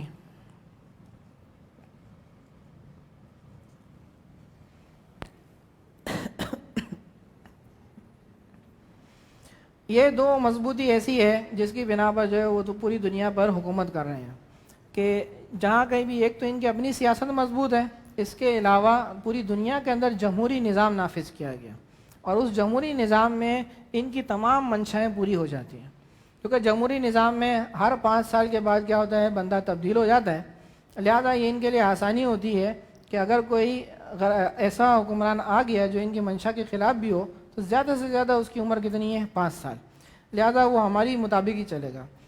دوسرا جو ہے جمہوریت کا ان کا ایک اور فائدہ ہوتا ہے کہ اکثر لوگوں کے اتفاق سے فیصلہ کیا جاتا ہے، اس میں بھی ان کے منشا پوری ہو جاتی ہے، وہ انشاءاللہ میں آگے بیان کرتا ہوں۔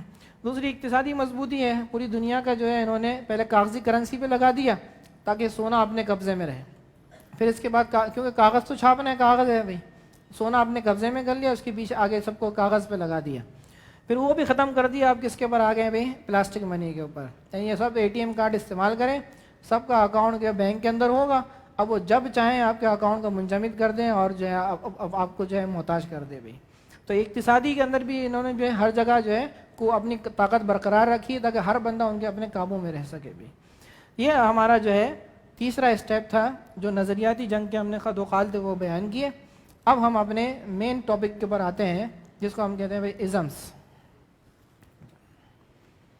اب اس کی ہیڈنگ ڈال دیجیے۔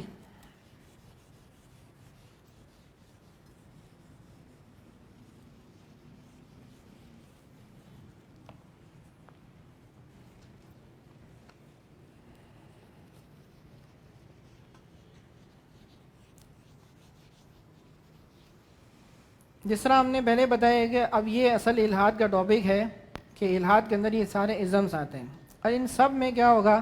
آپ کو اللہ تبارک و تعالیٰ اور اس کے رسول سے دور کرنے کے لیے کوئی نہ کوئی سوچ بنائی گئی ہوگی۔ اس میں سب سے پہلا ہے سیکولرزم۔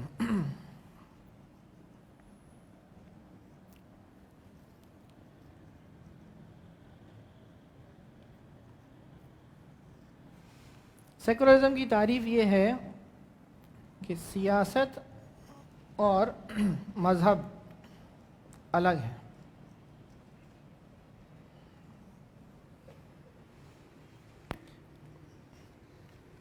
تو پوری دنیا کے اندر انہوں نے جمہوری نظام قائم کیا، اس لیے میں نے کہا ایک طرح میں تفصیل کروں گا جمہوریت کے بارے میں۔ تو یہاں پر سسٹم یہ بنایا گیا کہ بھائی جہاں کہیں بھی سیاسی نظام ہوگا تو مذہب کا اس میں کوئی عمل دخل نہیں ہوگا، یعنی چاہے عیسائی ہو، چاہے یہودی ہو، چاہے ہندو ہو، چاہے اسلام ہو، ان کے نظریات کا سیاست کے اندر کوئی تعلق نہیں ہونا چاہیے۔ اسی لیے دیکھیں بھائی ہمارے ملک کے اندر بھی آئین کون سا ہے بھائی؟ برٹش آئین نافذ کیا گیا، انڈیا کے اندر بھی اسی طرح ہے۔ اب آپ دیکھیں کہ ہمارا جو آئین ہے اس کے اندر صرف چند ایسی شکیں ہیں جو اسلامی ہیں، باقی سارا ہمارا آئین جو ہے وہ برٹش ہے، سیکولر ہے، اس کے اندر مذہب کا کوئی تعلق نہیں ہے۔ لیکن چند شکیں ہیں ہمارے آئین کے اندر، ایک تو شک یہ لکھی ہوئی ہے کہ پاکستان کے اندر اقتدار اعلیٰ اللہ تعالیٰ کا ہے، یعنی سوورینٹی کس کے لیے ہوگی؟ اللہ تعالیٰ کے لیے۔ دوسرا اس کے اندر شک یہ ڈلی ہوئی ہے کہ پاکستان کے اندر جو ہے قرآن کی تعلیم ضروری ہوگی۔ یہ بس گنتی کی چند شکیں ہیں، بس قرآن کی تعلیم۔ اس کے علاوہ ہمارے پاس ہے گستاخ رسول کا قانون، قادیانی کا قانون اور حدود آرڈیننس۔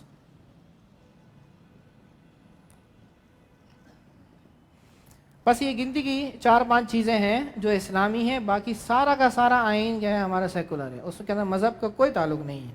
بس یہ 4-5 چیزیں بھی کیوں ہیں، اس کے لیے سب کی چیخیں بلند ہو رہی ہیں۔ ہر تھوڑے دنوں کے بعد کبھی حدود آرڈیننس کے بارے میں کلام شروع کر دیں گے، کبھی گستاخ رسول کے قانون کے بارے میں کلام شروع کر دیں گے، یہاں تک کہ آسمہ جہانگیر نے یہ آن دا ریکارڈ یہ بات کی تھی، یہ فیمنسٹ عورت تھی، تو اس نے کہا تھا کہ بھی پاکستان کے اندر قرآن کی تعلیم کیوں فرض ہے، چھوٹے بچے کو قرآن پڑھانے کی ضرورت ہی کیا ہے؟ تو یہ اللہ تبارک و تعالیٰ کا اقتدار اعلیٰ تو لکھا ہوا ہے، لیکن یہاں پہ کوئی شے بھی جو ہے اس کے مطابق نہیں چلتی، اور جو یہ قوانین بنے گئے ان کو رفتہ رفتہ کیا کیا جا رہا ہے؟ کمزور کیا جا رہا ہے۔ گستاخ رسول کے قانون کے بارے میں ہر تھوڑے دنوں کے بعد مسائل اٹھائے جاتے ہیں، اور اب اس کے اندر اتنی شرطیں لگا دی ہیں کہ در حقیقت یہ کل عدم ہی ہو چکا ہے، کیونکہ اگر کوئی گستاخی کر بھی دیتا ہے تو اتنے سارے جو ہے اس نے اسٹیپس بنا دیے ہیں کہ وہ کبھی پھانسی کے بندے تک جاتا ہی نہیں ہے۔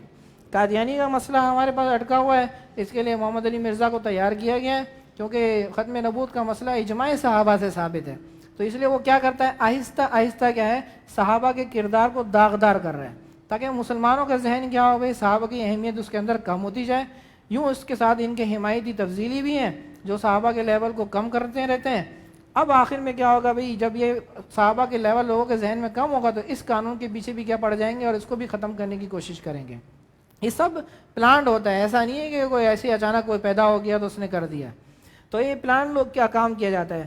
اسی طرح دیکھیں بھئی، کوئی بھی حکمران آتا ہے، کوئی الٹی سیدھی گستاخی کرتا ہے صحابہ کے بارے میں، نعوذ باللہ، جیسے کہ کہا تھا کہ بھئی صحابہ کیا ہیں، وہ ذلیل ہیں، تو یہ کتنا سخت جملہ ہے. اس کے لیے جو ہے محمد علی مرزا صاحب آتے ہیں اور پوری 1 گھنٹے کا کلپ بناتے ہیں اور ثابت کرتے ہیں کہ نعوذ باللہ صحابہ اس طرح ہے. یعنی وہ پہلے سے اس کو تیار کیا جاتا ہے کہ ہم ایسی بات کریں گے، آپ اس کو دلائل سے ثابت کریں گے. یوں کیا ہے، اس قانون کو بھی کیا کیا جا رہا ہے، کمزور کیا جا رہا ہے. حدود آرڈیننس کے بارے میں تو سارے حکمران خود کہتے ہیں، اور یہ لبرل سوچی ہم آگے بیان کریں گے کہ بھئی کوئی مرد عورت اگر اپنی باہمی رضامندی سے جو کرنا چاہے تو اس میں کیا مجبوری ہے، خواہ اس کو جو ہے کیوں سزا دی جا رہی ہے. یعنی میوچل کانسینٹ ہے، بھئی باہمی رضامندی سے بندہ جو کرنا چاہے کر سکتا ہے. یوں ان کے ذہن کے اندر بھی یہ جو دیمک موجود ہے، یہ خرابی موجود ہے، لہٰذا ان کو بھی یہ بھی پریشانی ہو رہی ہے. تو پاکستان میں گنتی کے یہ چند قوانین ہیں، یہ بھی ان کو کیا بر ہیں، آنکھوں میں چبھ رہے ہیں کہ ایسا کیوں ہے، اور باقی ممالک میں تو یہ بھی نہیں ہے سرے سے. پھر انہوں نے سیکولرزم یعنی اپنے سیاست اور مذہب کو الگ کرنے کے لیے سسٹم یہ بتایا جس کو کہتے ہیں ڈیموکریسی، جسے ہم کہتے ہیں بھائی جمہوریت.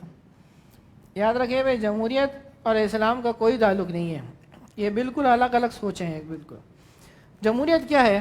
جمہوریت یہ ہے، اس کو کہتے ہیں بھائی کلیکٹیو وزڈم،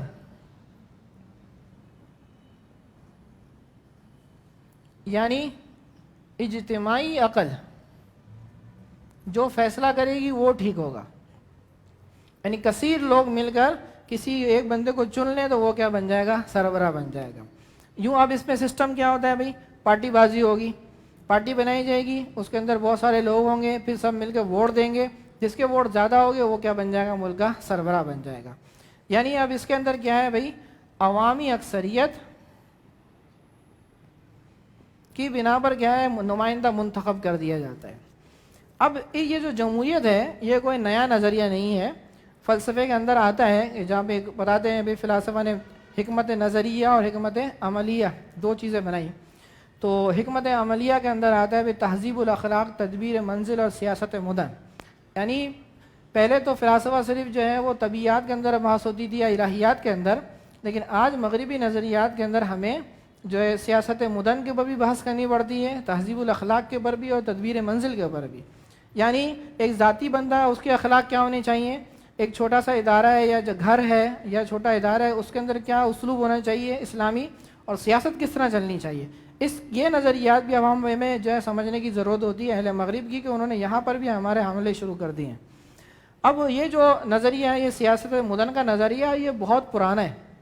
اور جو افلاطون نے کے دور کے اندر ایک فلسفی تھا، اس نے یہ نظریہ پیش کیا تھا. اور اب مکالمات افلاطون کے نام سے کتاب آتی ہے، اس کے اندر افلاطون نے اس شخص سے مناظرہ کیا، اور مناظرے کے اندر افلاطون نے 2 سوالات کیے اس سے. اس نے پہلا سوال یہ کیا افلاطون نے، یہ ڈیموکریسی، یہ جو ہے نا انگریزوں نے یہ جمہوریت کو وہیں سے لیا ہے اور اس کو ساری دنیا کے اندر نافذ کیا ہے. اس نے پہلا سوال یہ کیا افلاطون اس کو باطل مانتا تھا کہ یہ کوئی نظریہ نہیں ہے سیاست کا، یہ بالکل باطل نظریہ ہے. تو افلاطون نے پہلا سوال یہ کیا، بتاؤ بھائی کہ اکثر عوام وہ علم اور سمجھ رکھتی ہے کہ نہیں؟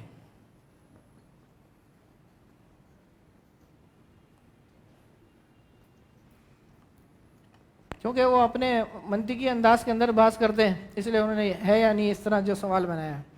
پھر دوسرا اس نے یہ سوال کیا کہ بھئی سیاست کے لیے تجربہ ضروری ہے یا نہیں. یہ 2 سوال اس نے اس فلسفی سے پوچھے جس نے جمہوریت کا نظام دیا تھا. یعنی اکثر لوگ مل کے فیصلہ کریں، ایک بندے کو چن لیں، ہر 5 سال کے بعد کوئی نیا بندہ آ جائے اور پھر وہ حکمرانی کرے. تو اس لیے افلاطون نے 2 سوال پوچھے. پہلا سوال کیا پوچھا ہے، اکثر عوام کو علم اور سمجھ، اکثر عوام علم اور سمجھ رکھتی ہے نہیں، کیونکہ آپ یوں کہتے ہیں نا عوامی اکثریت سے نمائندہ متعین ہوگا. اب پہلا سوال تو یہ ہے کہ اکثر عوام کو علم ہے، سمجھ ہے کہ نہیں ہے. تو اس نے یہ کہا کہ نہیں، اکثر عوام کو تو جو ہے اتنی معلومات نہیں ہوتی، سمجھ نہیں ہوتی. تو کہا جب آپ یہ اس بات کو مانتے ہیں کہ اکثر عوام کو نہ علم ہوتا ہے، نہ ہی معلومات ہوتی ہے، نہ سمجھ ہوتی ہے کہ کس کو اپنا بڑا بنایا جائے نہ بنایا جائے، تو آپ کس طرح فیصلہ کر سکتے ہیں کہ اکثریت کے مطابق جو ہے صحیح نمائندہ آپ کے سامنے آئے گا. اس کو ہم جو ہے آج کا جدید انداز میں اس طرح سمجھاتے ہیں کہ ایک بندہ آپ کو یہ کہے کہ بھائی مجھے جو ہے چلے آسان سی مدرسے والی مثال دیتا ہوں. مدرسے میں جو ہے اساتذہ کی تعداد کیا ہوتی ہے؟ کم ہوتی ہے، اور طلباء کی تعداد زیادہ ہوتی ہے. عموماً اسی طرح ہی ہے بھائی، کہ اگر 50 جو ہے طلباء ہیں تو جو 10 اساتذہ ہوں گے یا 5 ہوں گے بھائی. اب اگر اکثریت کے مطابق فیصلہ کیا جائے تو کبھی مدرسے میں پڑھائی نہیں ہوگی، کیونکہ طلباء تو کبھی تیاری نہیں ہوتے پڑھائی کرنے کے لیے بھی. تو اب یہ ہے کہ اکثریت کے اوپر فیصلہ جب بھی ہوتا ہے نا تو اس کے نتائج درست نہیں ہوتے بھائی. یہ عام بتا رہا ہوں کہ اچھے طالب علم بھی ہوتے ہیں جو محنت کرتے ہیں، تو اکثر ہی جو فیصلہ ہوتا ہے وہ ٹھیک نہیں ہوتا بھائی.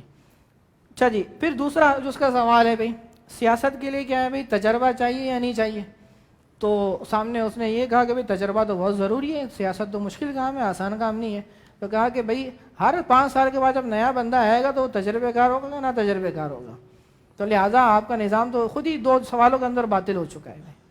ٹھیک ہے جی، اس کو آپ اس نئے انداز میں یوں سمجھیں، ایک بندہ آپ کو کہتا ہے کہ مجھے جو ہے 10 سال سے جو ہے جہاز اڑانے کی جو ہے پریکٹس ہے، اور میں لوگوں کو خیریت سے لے جاتا ہوں، خیریت سے پہنچاتا ہوں، البتہ میں سفر کراؤں گا تو ایک نارمل سیٹ دوں گا آپ کو بھائی. دوسرا کہتا ہے بھائی مجھے تجربہ تو کچھ نہیں ہے لیکن سیٹ A1 ہوگی، کھانا پینا جو ہے فرسٹ کلاس ہوگا بھائی. تو عام بندہ کیا بولے گا بھائی ٹھیک ہے بھائی، اچھی سیٹ ملنی ہے، اچھا کھانا مل رہا ہے، اس پہ سفر کر لو. لیکن ایک جہاز اڑانے کے لیے بہت تجربہ چاہیے. اب مجھے بتائیے جب جہاز اڑانے کے لیے تجربہ چاہیے تو حکومت چلانے کے لیے کتنا زیادہ تجربہ چاہیے؟ تو جہاز تو ایک مشین ہے، یہاں تو پورا نظام ہے کہ اندرونی بیرونی ہر قسم کے آپ کو جو چیزوں پر نظر رکھنی پڑتی ہے. تو یہ ایسا نظام ہے جس کی بنیاد ہی کچھ نہیں ہے، عقل سے بالاتر ہے بھائی. لیکن اس کو جبراً پوری دنیا میں نافذ کیا گیا. وجہ اس کے پیچھے کیا ہے؟ سیاست اور مذہب کو الگ کرنا. کیوں بھائی؟ کہ اکثر لوگ تو نفسانی خواہشات کے پیچھے ہوتے ہیں، بے حیائی میں لگے ہوئے ہوتے ہیں، الگ کاموں میں لگے ہوئے ہوتے ہیں. ان کو تو اس چیزوں کی پرواہ نہیں ہوتی کہ صحیح کیا ہے غلط کیا ہے، اور جہاں لوگ جا رہے ہیں چلتے جاتے ہیں. لہذا جب اکثریت کی بنا پر فیصلہ ہوگا تو لہذا ایسے ہی فیصلے ہوں گے جو ان کی منشا کے مطابق ہوں گے، جو مذہب سے ہٹ کر ہوں گے. اب آپ دیکھ لیں میں کتنے لوگ نماز پڑھتے ہیں کتنے نہیں پڑھتے. اگر اکثریت پہ فیصلہ کیا جائے تو پھر نماز نہیں پڑھنی چاہیے بھی. تو اکثریت کا فیصلہ عمومی طور پر کیا ہوتا ہے؟ غلط ہوتا ہے. اور اس کا وہ خود بھی جو ہے پریشان ہے، کیونکہ آپ اکثریت کی بنا پر جب فیصلے پہ آتے ہیں تو اب جو ہے ابھی جو ہے پچھلے ہفتے ہی جو ہے بائیڈن نے جو فیصلہ کیا کہ بھئی ہم جنس پرستوں کو جو ہے ملک میں ہمارے ملک کے اندر شادی کی بالکل اجازت ہوگی، اور پورا وائٹ ہاؤس جو ہے وہ رینبو کلر کے ذریعے رنگ کر دیا گیا، لائٹنگ کی گئی اس کے اندر. کیوں بھائی؟ کیونکہ پیچھے معاملہ تھا بارک اوباما کا. بارک اوباما نے کہا تھا کہ بھئی یہ ہم جنس پرستی نہیں چلے گی، اور لیکن سب نے کہا بھئی کرنی ہے، تو اس نے کہا بھئی فوجیوں میں نہیں ہونی چاہیے، باقی عام لوگوں میں ہونی چاہیے. تو سب نے کہا کہ یہ تفریق کون کرے گا فوجی میں، اس کی کیا وجہ ہے؟ تو کہ فوجیوں کے اخلاق خراب ہو جائیں گے، وہ جنگ نہیں کر سکیں گے. پھر جب ٹرمپ آیا تو ٹرمپ نے بالکل ہی کیا کر دیا کہ بھئی اس کو کیا میرے سامنے لاؤ نہیں اس ایکٹ کو، اس نے فوراً ہٹا دیا. اور بارہا اس پہ کوشش کی لیکن اس نے تسلیم نہیں کیا. اب جو بائیڈن آیا تو اس نے جو ہے فوراً اس کو پاس کر لیا. کیوں بھائی؟ اکثریت کیا کہہ رہی ہے ایسا کر لو بھائی. اس طرح ان کے ذہن ایسے بن گئے کہ اکثریت کے مطابق ہی فیصلہ کرتے ہیں. کہتے ہیں بھائی ہمارے پاس کپڑے پہننے کی کس نے پابندی لگائی ہے، کپڑے بھی نہ پہنو بھائی. تو اکثریت کے مطابق جہاں بھی فیصلے ہوتے ہیں وہ غلط ہوتے ہیں. یہ 2 اہم باتیں سمجھ لیں تو آپ کو سمجھ میں آ جائے گا کہ بھائی جمہوریت کیا ہے. اب ہم کیا بولیں کہ ایسے ایسے لوگ بھی پیدا ہو چکے ہیں جو کہتے ہیں بھائی جمہوریت تو جو اسلام کا نظریہ ہے، یہ تو کوئی غلط بات نہیں ہے. کیوں بھائی؟ کہتا ہے بھائی اسلام میں بھی تو ہے کہ اجماع حجت ہے، تو جمہوریت بھی کیا ہے؟ اجماع ہے، اس کے ذریعے حجت ہو جاتے ہیں. تو یاد رکھیے بھائی اجماع جو ہے وہ علماء کا اتفاق ہوتا ہے، عوام کا اتفاق نہیں ہوتا. علماء کا اتفاق اجماع ہوتا ہے، لہذا یہ دھوکے بازی یہاں پہ نہیں چل سکتی بھائی. چلیں یہ ہمارا ایک پہلا اسٹیپ تھا، اس کو ہم نے بتایا بھی سیاست اور مذہب کیا ہے، ایک دوسرے سے جدا ہے، اس کو کیا کہتے ہیں؟ سیکولرزم. اب دوسرا جو ازم ہے اس کا نام ہے لبرلزم. اور یہ لبرلزم اپنے ضمن میں بہت ساری شاخیں لیے ہوئے ہیں.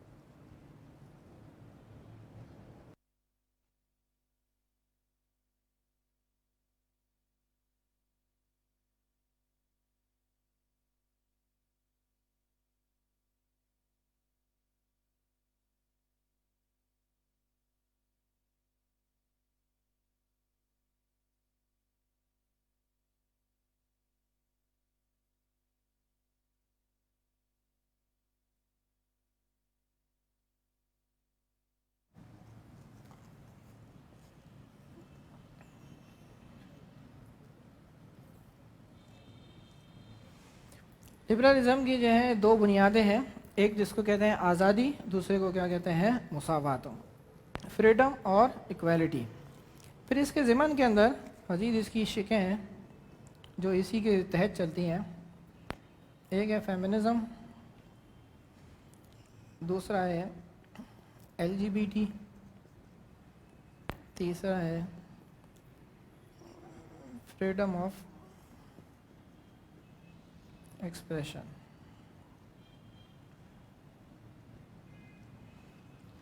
فیمنزم کو کہتے ہیں بھئی آزادی نسواں، LGBT جو ہے یہ ہم جنس پسندی ہے، اور فریڈم آف ایکسپریشن ہے بھئی آزادی اظہار رائے۔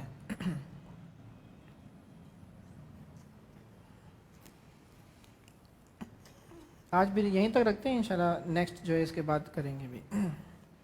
تو ابھی اور بھی مزید ہیں، تقریباً 8 ہیں، یہ دوسرا چل رہا ہے، یہ تھوڑا تفصیلی ہے۔ تو اب لبرلزم کی تعریف کیا ہے؟ لبرلزم یہ ہے کہ بھئی آزادی اور مساوات، یعنی ہر جگہ کیا ہونا چاہیے بھئی آزادی دی جائے، فریڈم دی جائے اور مساوات دیا جائے۔ یعنی اب لبرلزم کی سوچ یہ ہے کہ مذہبی پابندیاں ہٹا دو، ہر بندہ اپنی ذات کے اندر، اپنے افعال کے اندر، کردار کے اندر کیا ہے آزاد۔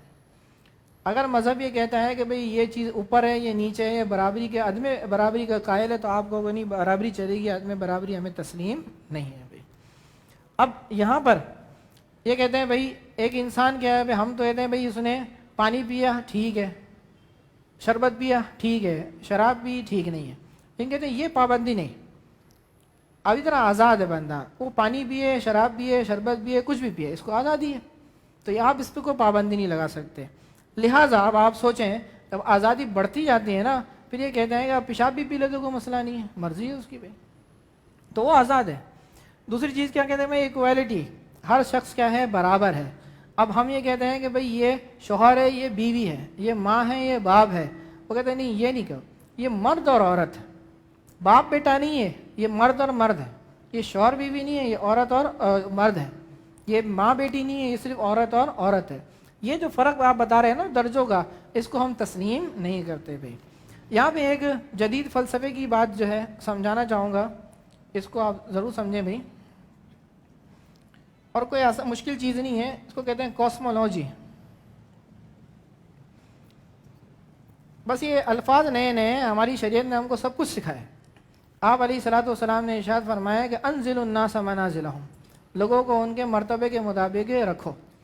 کیوں بھائی؟ ہماری شریعت یہ کہتی ہے کہ بھئی ہر بندے کا مرتبہ مقام بلند ہے، کسی کا کم ہے، ترتیب ہے ہر شے کی۔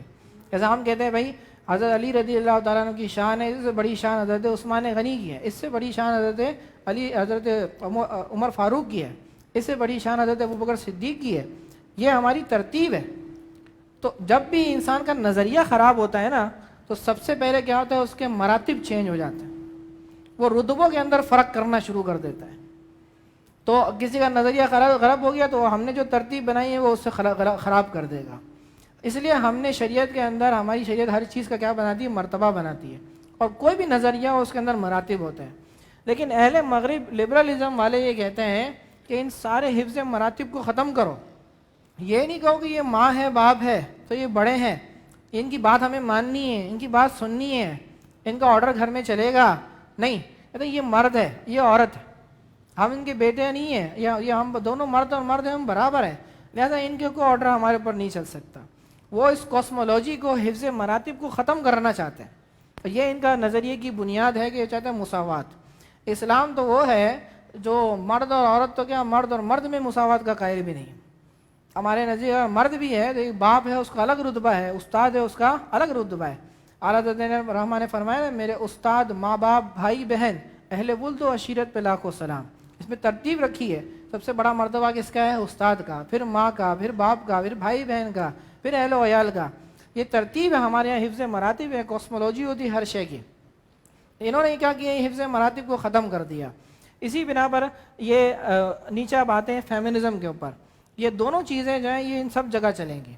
فیمنزم سمجھیں کہ یہ ایک بہت بڑا وبال ہے، اور یہ لبرلزم کے ساتھ ہمارے پاس آ گیا ہے۔ اور میں نے شروع میں یہ بات کی تھی کہ ہم جب آگے پڑھیں گے تو ہمیں پتہ چل جائے گا کہ ہم بھی کیا ہو چکے ہیں، لبرل ہو چکے ہیں. مثال کے طور پر اگر بھائی کا بیٹا بگڑ رہا ہے تو ہم کیا کہتے ہیں، بھائی کوئی مسئلہ نہیں ہے، بھائی ہمارا تھوڑی ہے، ہم اس کو بیچ میں بولیں گے ہمیں پریشان ہو جائیں گے، تنگ کرے گا، یہ کرے گا، وہ کرے گا. ہزاروں مسائل ہم نے بنا لیے معاشرتی. کیوں بھائی؟ ہمارے ذہن کے کسی گوشے میں ہے کہ آزادی، وہ مرضی ہے بھائی اس کی، اس کا بیٹا ہے، ہم اس سے کیا. لیکن اسلام یہ نہیں کہتا. اسلام کیا بولتا ہے؟ من رأى منکم منکرا فلیغیرہ بیدہ ومن لم یستطع فبلسانہ ومن لم یستطع فبقلبہ وذلک اضعف الایمان. اگر برائی دیکھو تو آپ پہلے ہاتھ سے روکو، نہیں روک سکتے تو پھر زبان سے، نہیں روک سکتے پھر دل میں برا جانو. یہ ایمان کا کمزور ترین درجہ ہے. تو آپ لبرل سوچ ہماری بنا دی گئی ہے، پھر جو ہوتا ہے ہوتا رہے. بھی پہلے جو ہے سینما پہ برے پوسٹر لگے ہوتے تھے تو لوگ احتجاج کرتے تھے، باہر نکل آئے بھائی یہ عجیب بات ہے، ختم کرو اس کو، پوسٹر ووسٹر پھاڑ دیے. لیکن اب سینما تو چھوڑ دیں، ہمارے علاقوں کے اندر جو جم سینٹر بنے ہوتے ہیں اس کے باہر کتنے بھیا پوسٹر لگے تو لیکن کوئی کچھ نہیں بولتا. کیوں بھائی؟ لبرل سوچ بن گئی ہے. بھائی کیوں بھائی کسی کے معاملے میں کیوں بولے؟ بھائی کیوں اپنے آپ کے اوپر پریشانی پہ ڈالے؟ ہر بندہ آزاد ہے، جو کرنا چاہے کرے. بھائی یہ رفتہ رفتہ سوچ بنا دی گئی ہے. تو سیکولرزم جو ہم نے پہلے پڑھا اس میں جمہوریت پوری دنیا پہ نافذ کر دی گئی. تو یاد رکھیں کہ سیاست اور مذہب دونوں کو جدا کر دیا گیا، اور یہ وہ نظریاتی جنگ ہے جس کو ہم ہار چکے ہیں. اب لبرلزم جو ہے یہ جنگ ہے، اس کے اندر ہمارے پاس سب سے پہلا ہے فیمنزم. اس جنگ کے اندر بھی ہم 50% ہار چکے ہیں، کیونکہ ہماری عورتوں کے ذہن کو زہر آلود کر دیا جا چکا ہے. اگرچہ آپ سمجھ رہے ہیں کہ وہ ہماری گھر میں بیٹھی ہوئی ہے، لیکن ہاتھ میں موبائل ہے، ٹی وی ڈرامہ ان کے سامنے ہے، اور آپ دیکھتے نہیں ہیں کہ کتنے سارے چینل جو ہیں، خصوصاً ہم ٹی وی تو کتنا اسلام کے خلاف بکواس کرتا ہے. اس کے اندر ڈرامے آ رہے ہیں کہ عدت ودت کچھ نہیں ہے. اور عورتوں کو جو ہے انہوں نے چند چیزیں ہیں یہاں پر جو بتانا چاہوں گا فیمنزم کے اندر، کہ یہ چند چیزیں بنیادی طور پر ہے. ایک تو دیت کا مسئلہ یہاں پہ اٹھاتے ہیں. دوسرا مسئلہ یہاں پہ آتا ہے کہ بھئی وراثت کا مسئلہ، کہ مردوں کی وراثت کیا ہے وہ ڈبل ہے، عورت کی وراثت کیا ہے سنگل ہے. تیسرا مسئلہ یہاں پہ اٹھاتے ہیں بھی طلاق کا حق، کہ شریعت نے جو ہے وہ طلاق کا حق مردوں کو کیوں دیا ہے، عورتوں کو کیوں نہیں دیا. پھر اس کے علاوہ پردے کا مسئلہ، یعنی یہ گنتی کے کیا ہیں 4-5 چیزیں ہیں. اس پر رفتہ رفتہ عورتوں کو کہا جاتا ہے کہ بھئی دیکھو اسلام تمہیں حق نہیں دیتا، مردوں کو زیادہ حق دیتا ہے. مردوں کو حکمرانی دی، عورتوں کو حکمرانی نہیں دی. عورتوں کو کیا بولا؟ یہ ناقص العقل ہے، مردوں کو بولا یہ کامل العقل ہے. پردہ تمہارے پر ضروری ہے، مردوں پہ ضروری نہیں ہے. طلاق کا حق مردوں کو دے دیا، عورتوں کو نہیں دیا. وراثت میں مردوں کو ڈبل حصہ دیا، عورتوں کو نہیں دیا. اور دیت میں جو ہے نا عورت کی دیت آدھی ہے، مرد کی دیت کیا ہے پوری ہے. تو یہ پورا ہے نا مساوات نہیں ہے. کہتے ہیں مردوں کو ہمیشہ کیا گیا اوپر رکھا گیا، تم کو نیچے رکھا گیا. تو لہٰذا تمہیں اب اسلام کی ضرورت ہی کیا جس نے تمہیں کبھی آج تک حق ہی نہیں دیا. تو اس طرح عورتیں بکثرت مرتد ہو جاتی ہیں. یہی حال میں نے بتایا انڈیا کے اندر بکثرت عورتیں یہ ساری باتیں سنتی ہیں، ان کو ان چیزوں کے جواب تک رسائی نہیں ہوتی، یا ہماری کمزوری ہم پہنچا نہیں رہے وہاں تک، اور وہ یہ سن کے ان کے ذہن میں پک جاتی ہیں باتیں، اور پھر کہتی ہیں بھائی اسلام تو ہمیں حق ہی نہیں دے رہا. کیا یہ پاکستان کی بھی بات ہے؟ عورت مارچ جو ہے ہر 8 مارچ کو نکلتا ہے ملک پاکستان کے اندر. تمام جو ہے بے حیا عورتیں باہر نکلتی ہیں اور دندناتی ہیں، اور اس قسم کے بے حیا پوسٹر ہوتے ہیں کہ میں یہاں پہ بیان بھی نہیں کر سکتا. کتنے عجیب عجیب قسم کے اس کے اندر جو سلوگن لکھے ہوئے ہوتے ہیں کہ اپنا کھانا خود گرم کر لو تو اپنے منہ سے خود ڈھونڈ لو، اس قسم کے. اب اس مارچ کے اندر عورتیں آئی ہوئی ہیں اور وہ یہ کہہ رہی ہیں کہ بھئی اسلام تو صرف مردوں کا ہے، عورتوں کا اسلام تو صرف مردوں کا عورتوں کا تو نہیں ہے، لہذا تمہیں اسلام میں آنے کی ضرورت ہی کیا ہے.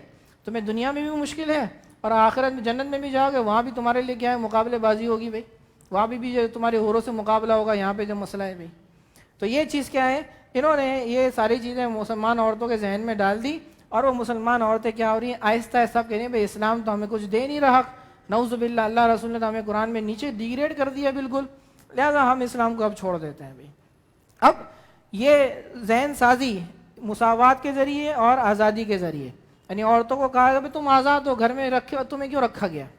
پھر اس کے بعد تم برابر ہونی چاہیے تو تمہیں دیت میں وراثت میں جو ہے کم حصہ کیوں مل رہا ہے؟ بھائی اس 2 چیز کے ذریعے انہوں نے یہ ساری چیزیں بیان کر دی. اب عورت کے ذہن میں یہ خناس آ چکا ہے، یہ دیمک اس کو چاٹ رہی ہے، اور آہستہ آہستہ اسلام سے برگشتہ ہو رہی ہے. اور اس عورت نے خود آن دا اسپاٹ یہ کہا ہے، ویڈیو میں موجود ہے، کہ اسلام مردوں کا عورتوں کا نہیں ہے. یہ وہی عورت ہے نا جو کسی مسلمان کے گھر میں پیدا ہوئی، ملک پاکستان میں رہی، اور اب اس کا ذہن کیا بن چکا ہے، وہ اسلام کے خلاف کھلے عام بول رہی ہے۔ پہلے تو کبھی کبھی ایسا ہوتا تھا کہ بھئی علماء کو ہدف بنایا جاتا تھا، علماء کو ٹارگٹ کیا جاتا تھا کہ بھئی یہ برے ہیں، یہ ایسا کرتے ہیں، اس میں پیچھے اصل تو اسلام کا بغض ہوتا تھا، لیکن ہمارے سینے میں تیر چلاتے تھے، ہم تیار ہیں بھی آج بھی مار لو، ٹھیک ہے جی۔ لیکن اب وہ اس سے آگے نکل چکے ہیں، اب وہ ڈائریکٹ کہاں پہ جا رہے ہیں، اللہ رسول پہ ہٹ کر رہے ہیں، کہتے ہیں وہ اسلام جو ہے مردوں کا نہیں، مردوں کا عورتوں کا نہیں ہے۔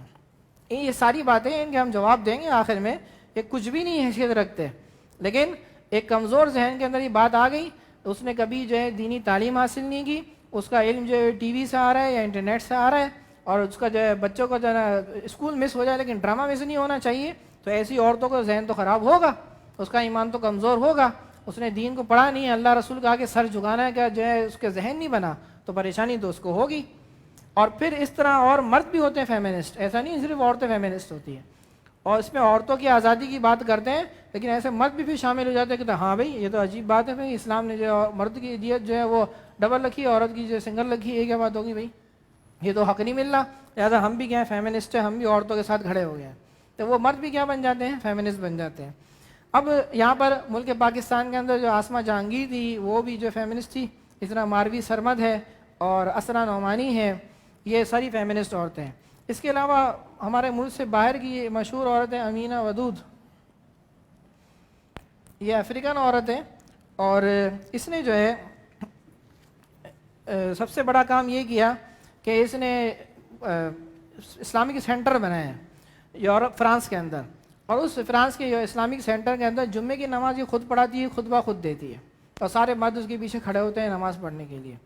پھر اس کے علاوہ اس نے کتاب لکھی ہے، اور اس کتاب کے اندر اس نے اجتہادات کیے ہیں، کہتا ہے آج نیا دور آ گیا ہے، آج مرد بھی جو ہے باہر کام کرتے ہیں، عورت بھی باہر کام کرتی ہے، لہٰذا دونوں کے وراثت میں اب برابر حصہ ہونا چاہیے، طلاق کا مرد کو بھی ہونا چاہیے، عورت کو بھی ہونا چاہیے، پردہ اب ضروری نہیں ہے، بس عورت چہرہ کھلا رکھے کوئی مسئلہ نہیں ہے، باہر کام کر سکتی ہے، اور ناقص العقل جو ہے عورت کو کہا گیا لہٰذا یہ حدیث ٹھیک نہیں ہے، ہم اس حدیث کو تسلیم نہیں کرتے، اگر اس کو لوگ حدیث کو صحیح مانیں گے تو پھر ہم اسلام کو تسلیم نہیں کرتے، یہ اس نے اپنی کتاب میں لکھا ہوا ہے، اور یہ باقاعدہ پرچار کیا جاتا ہے فرانس کے اندر، اس کو جو ہے حکومتی جو ہے سرپرستی بھی حاصل ہے۔ اب اس میں اب میں ایک اور اہم بات بتانا چاہتا ہوں فیمنزم کے اوپر، کیونکہ یہ بہت سخت ہو چکا ہے معاملہ۔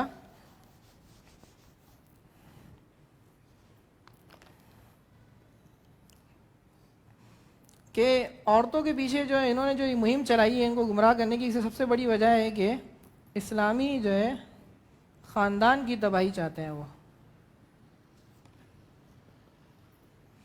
دوسرا ان کا مسئلہ یہ ہے کہ وہ عورت کو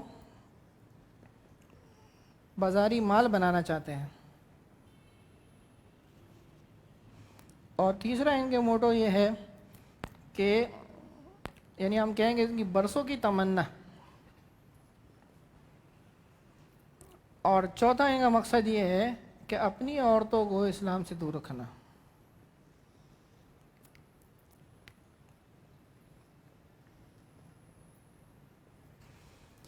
یہ چار مقاصد ہیں جس کی بنا پر وہ چاہتے ہیں کہ آزادی نسواں کا جو ہے شور بچے اور جو عورتیں مرتد ہوں۔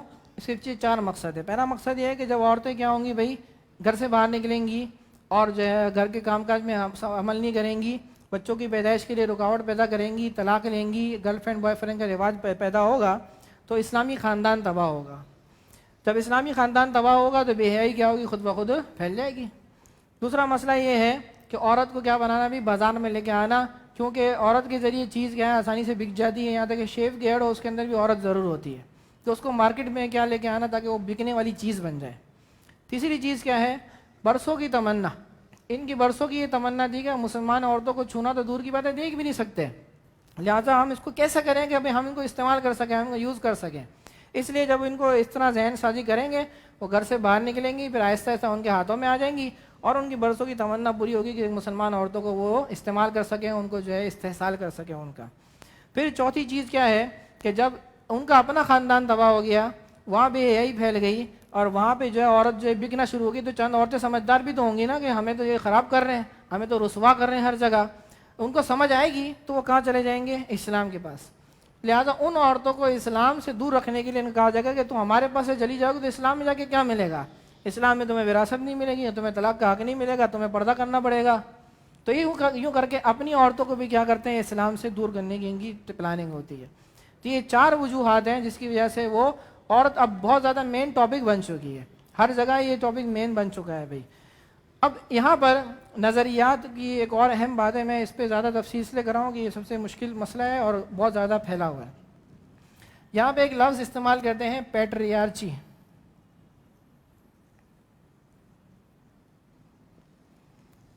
جس کا اردو میں ترجمہ تو کرتے ہیں پدرسری, لیکن مراد یہ ہے کہ گھر میں والد کی سربراہی.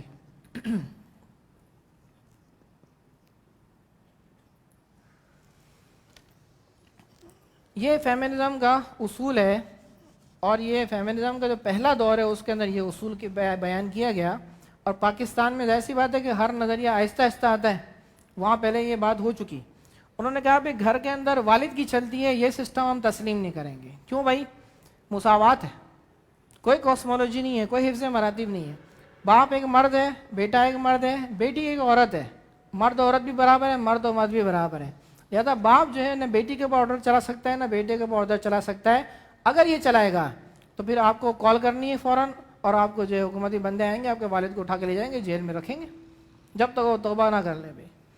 اب کیا ہے بھائی, ان کے اندر یہ پیٹریارچی آ گئی کہ انہوں نے کہا کہ بھائی والد کے گھر میں نہیں چلنی چاہیے. اور یہ چیز ہمارے یہاں بھی آہستہ آہستہ آ رہی ہے, اور ایک ایڈ بنی ہوئی ہے, آپ یوٹیوب پہ دیکھ سکتے ہیں اس کو, کہ دکھایا جا رہا ہے کہ ایک لڑکی ہے پاکستان کے اندر, ایڈ بنی ہوئی ہے کہ وہ کرکٹ کھیلنا جا رہی ہے, اس کا میچ ہے, اور اس کا والد اس کو منع کر رہا ہے بھائی تو نہیں جا. تو اس نے کہا کہ میں والد کی بات نہیں مانوں گی, میں جاؤں گی. پھر دکھایا جاتا ہے وہ بالر ہے, وہ بالنگ کر رہی ہے, کس طرح سے اس کا سر سے لے کے پاؤں تو اس کی جسم کے اعضاء کی ویڈیو بنائی جا رہی ہے. وہ الگ بات ہے, مال بیچنے کے لیے عورت کے جسم کو بازاری جنس بنا دینا. پھر اس کے بعد جب وہ جیت گئی تو بات دکھایا کہ اس کا باپ اس کے آگے جھک گیا اور سرنڈر کر دیا. اس نے کہا کہ ہاں بھائی ٹھیک ہے, میری بیٹی بھلے کرکٹ کھیلے, کوئی مسئلہ نہیں ہے. ایک تو عورت کو کھیل کی طرف لگانا ایک الگ مسئلہ, دوسرا گھر میں باپ کی نہیں چلے, ختم ہو جانا چاہیے یہ سسٹم. والد کی چلے گی تو مسئلہ ہوگا. اسی وجہ سے دیکھ رہے ہیں بھائی والد کی نافرمانیاں آہستہ آہستہ مردوں اور عورتوں میں بڑھتی ہوئی جا رہی ہیں. اور جب یہاں پہ بھی اگر آ گیا کہ بھائی والد جو ہے اگر ڈانٹے یا کچھ مارے تو فون کرنا ہے, پولیس والے اٹھا کے لے جائیں گے, تو نوجوان ذہن تو باقی ذہن ہوتا ہے, وہ تو فوراً کہے گا ٹھیک ہے بھائی ابا بہت تنگ کر رہے ہیں, اس کو تھوڑا جیل کی ہوا لگاؤ تو پتہ چلے بھی. تو وہ کیا ہوگا, گھر کے اندر نظام خراب ہو جائے گا. اب یہ جو پیٹریارچی ختم ہوئی نا, ان کے بعد اب دوسرا مسئلہ آ گیا. انہوں نے کہا اب گھر میں ابا کی نہیں چلے گی تو اب کس کی چلے گی؟ کہتا ہے پھر تو اماں کی چلے گی. کہتا ہے یہ تو میٹریارچی ہے, یعنی والدہ کی کیا ہوگی بھائی سرپرستی. تو کہتے ہیں بھائی والدہ بھی تو ایک عورت ہے, بیٹی بھی ایک عورت ہے, بیٹا ایک مرد ہے, مرد عورت برابر ہے, تو والدہ کی بھی نہیں چلنی چاہیے. یعنی پہلے باپ کو ہٹایا, پھر والدہ سربراہ بن گئی. کہتا ہے والدہ بھی مساوات ہے نا, یہ بھی عورت ہے, لہٰذا اب اس کی بھی نہیں چلے گی. اب کس کی چلے گی بھائی؟ کسی کی بھی نہیں چلے گی, ہر بندہ آزاد ہے. اب کیا ہونی چاہیے؟ کیریئرچی آنی چاہیے بھائی. اس کو کہتے ہیں کہ بھائی یہ فیمنزم کی پہلی لہر ہے, فرسٹ ویو آف فیمنزم. یہ دوسری لہر ہے, سیکنڈ ویو. یہ تیسری لہر ہے کہ اب کوئی بھی نہیں حکم چلائے گا, بس جو مرضی چاہے بندہ جو کرے. اب یہ اس پر چلے گئے, آزادی کے اوپر. ہاں آزادی ہے, نہ ابا کی چلنی چاہیے نہ اماں کی چلنی چاہیے, پر اب کیریئرچی آئے گی بھائی. یوں انہوں نے آہستہ آہستہ بالکل باغی بنا دیا کہ کوئی خاندان نہ ہو, کوئی سرپرست نہ ہو بھائی. یہ ہے فیمنزم, اور یہ اس کے سارے کیا ہیں مضر اثرات. اور یہ ہمارے خاندان میں روز ہمارے جو معاشرے کے اندر آہستہ آہستہ جو صلاحیت کر رہے ہیں, اور ہم اس کو روکنے میں بالکل ناکام ہیں بھائی. اب ہم آتے ہیں دوسرے کے اوپر, LGBT کے اوپر. یہ تھوڑا ہارڈ ٹاپک ہے, اس کے اوپر جو میں زیادہ تفصیل تو نہیں کروں گا, میں نے کتاب لکھی ہے اس کو آپ تفصیلاً پڑھ سکتے ہیں, انشاءاللہ کل آپ کو دے دی جائے گی.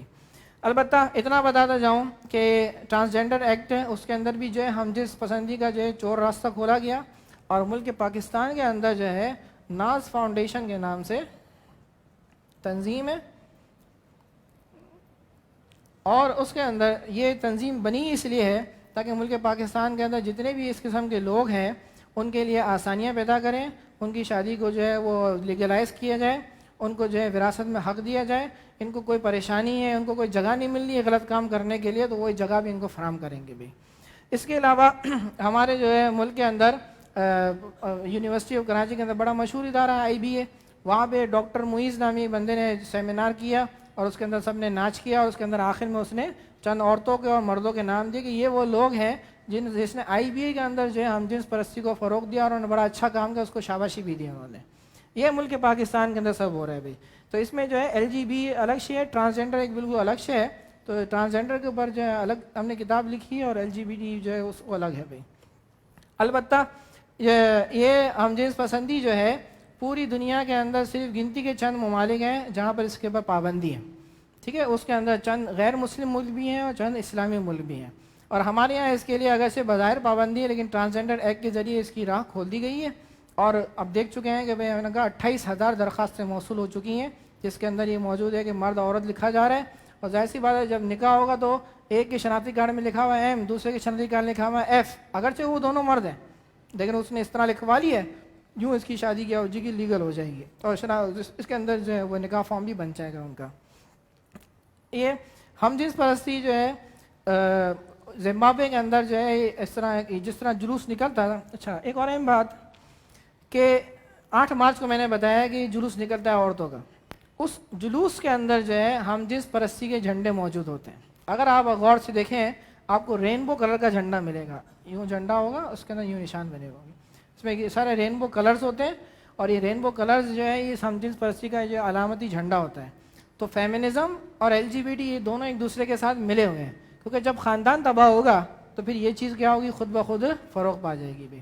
تو اسی طرح کا ایک جلوس نکلا امریکہ کے اندر، کینیڈا کے اندر، اور اس طرح آسٹریلیا کے اندر ان کے جلوس نکلتے ہیں، اور کس قسم کی وہ میں کیا بولوں بے حیا اور ننگ دھڑنگ قسم کے لوگ ہوتے ہیں، اور اس میں کتنے لوگ ہوتے ہیں، کہیں 4 لاکھ، کہیں 5 لاکھ، کہیں 10 لاکھ لوگ ہوتے ہیں، اور وہ اس کی حمایت کرتے ہیں کہ ہمیں حقوق دیے جائیں، ہمیں لوگ برا کیوں سمجھ رہے ہیں، ہم تو اچھا کام کر رہے ہیں، ہمیں آپ تو کیوں سمجھ رہے ہیں کہ ہم بیمار ہیں، ہم تو نارمل ہیں۔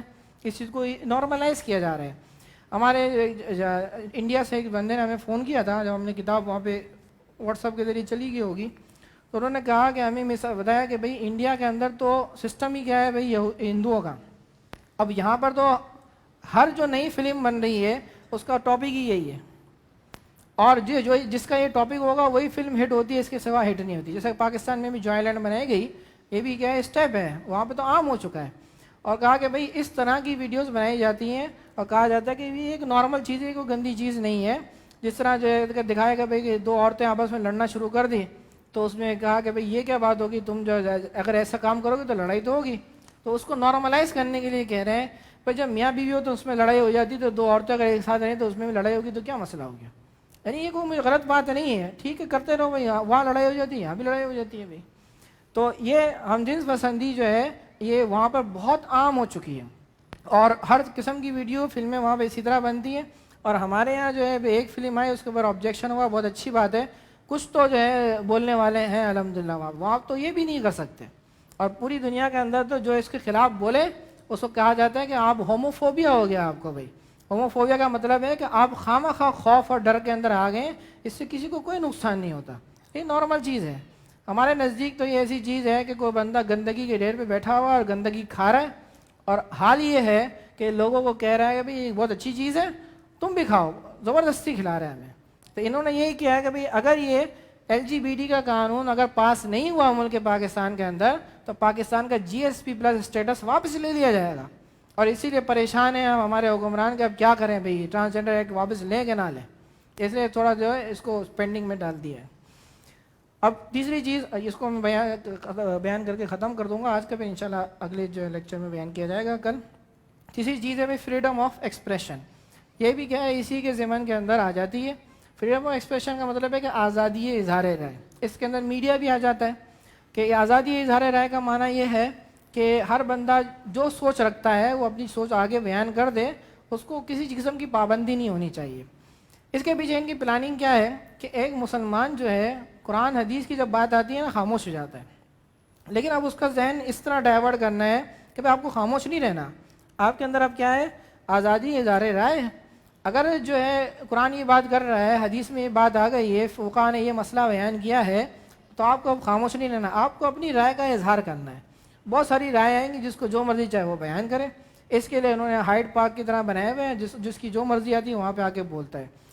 چارلی ہیبڈو فرانس کا جو ہے وہ جریدہ ہے جو نکالتا ہے، میگزین نکلتا ہے، اس کے اندر وہ نعوذ باللہ ہر سال جو ہے رسول اللہ صلی اللہ علیہ وسلم کے خاکے بناتے ہیں غصہ خانہ، اور اس کے پیچھے ان کی ذہنیت یہی ہے، فریڈم آف ایکسپریشن ہے بھائی، ہم میڈیا ہے، ہمارا جو جریدہ نکلتا ہے، ہمارا میگزین نکلتا ہے، تو ہم آزادی اظہار رہے، ہمیں کیوں ایسی پابندی ہے کہ ہم جو ہے تمہارے نبی کے بارے میں گستاخی نہ کریں بھائی، اس لیے وہ خاکے بناتے ہیں۔ ملک پاکستان کے اندر ایک عورت ہے بینا سرور، وہ بھی فیمنسٹ ہے، اور اس نے جو ہے یہ بات کی تھی کہ یہ کیا ہے کہ بھئی ہم جو ہے اللہ رسول کے بارے میں وہ غلط بات نہیں بول سکتے، جب آزادی ہے تو اس کی بھی آزادی نہیں چاہے کہ اللہ پہ بھی اعتراض کریں، رسول پہ بھی اعتراض کریں۔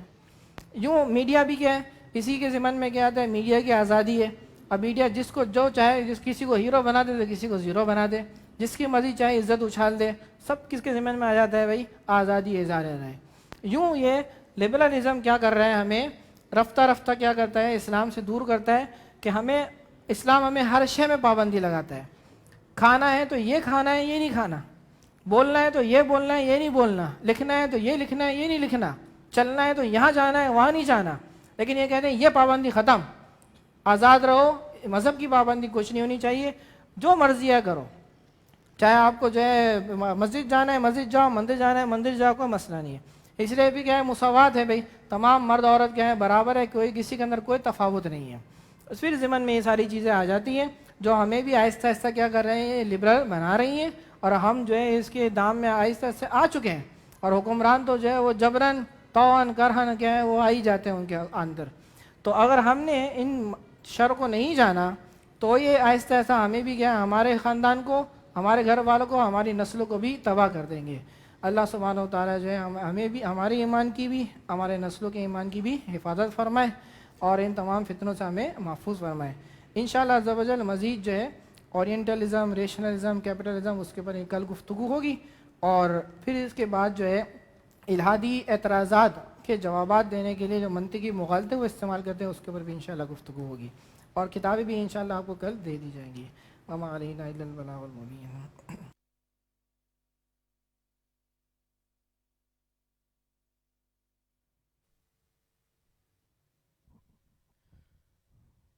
ماشاءاللہ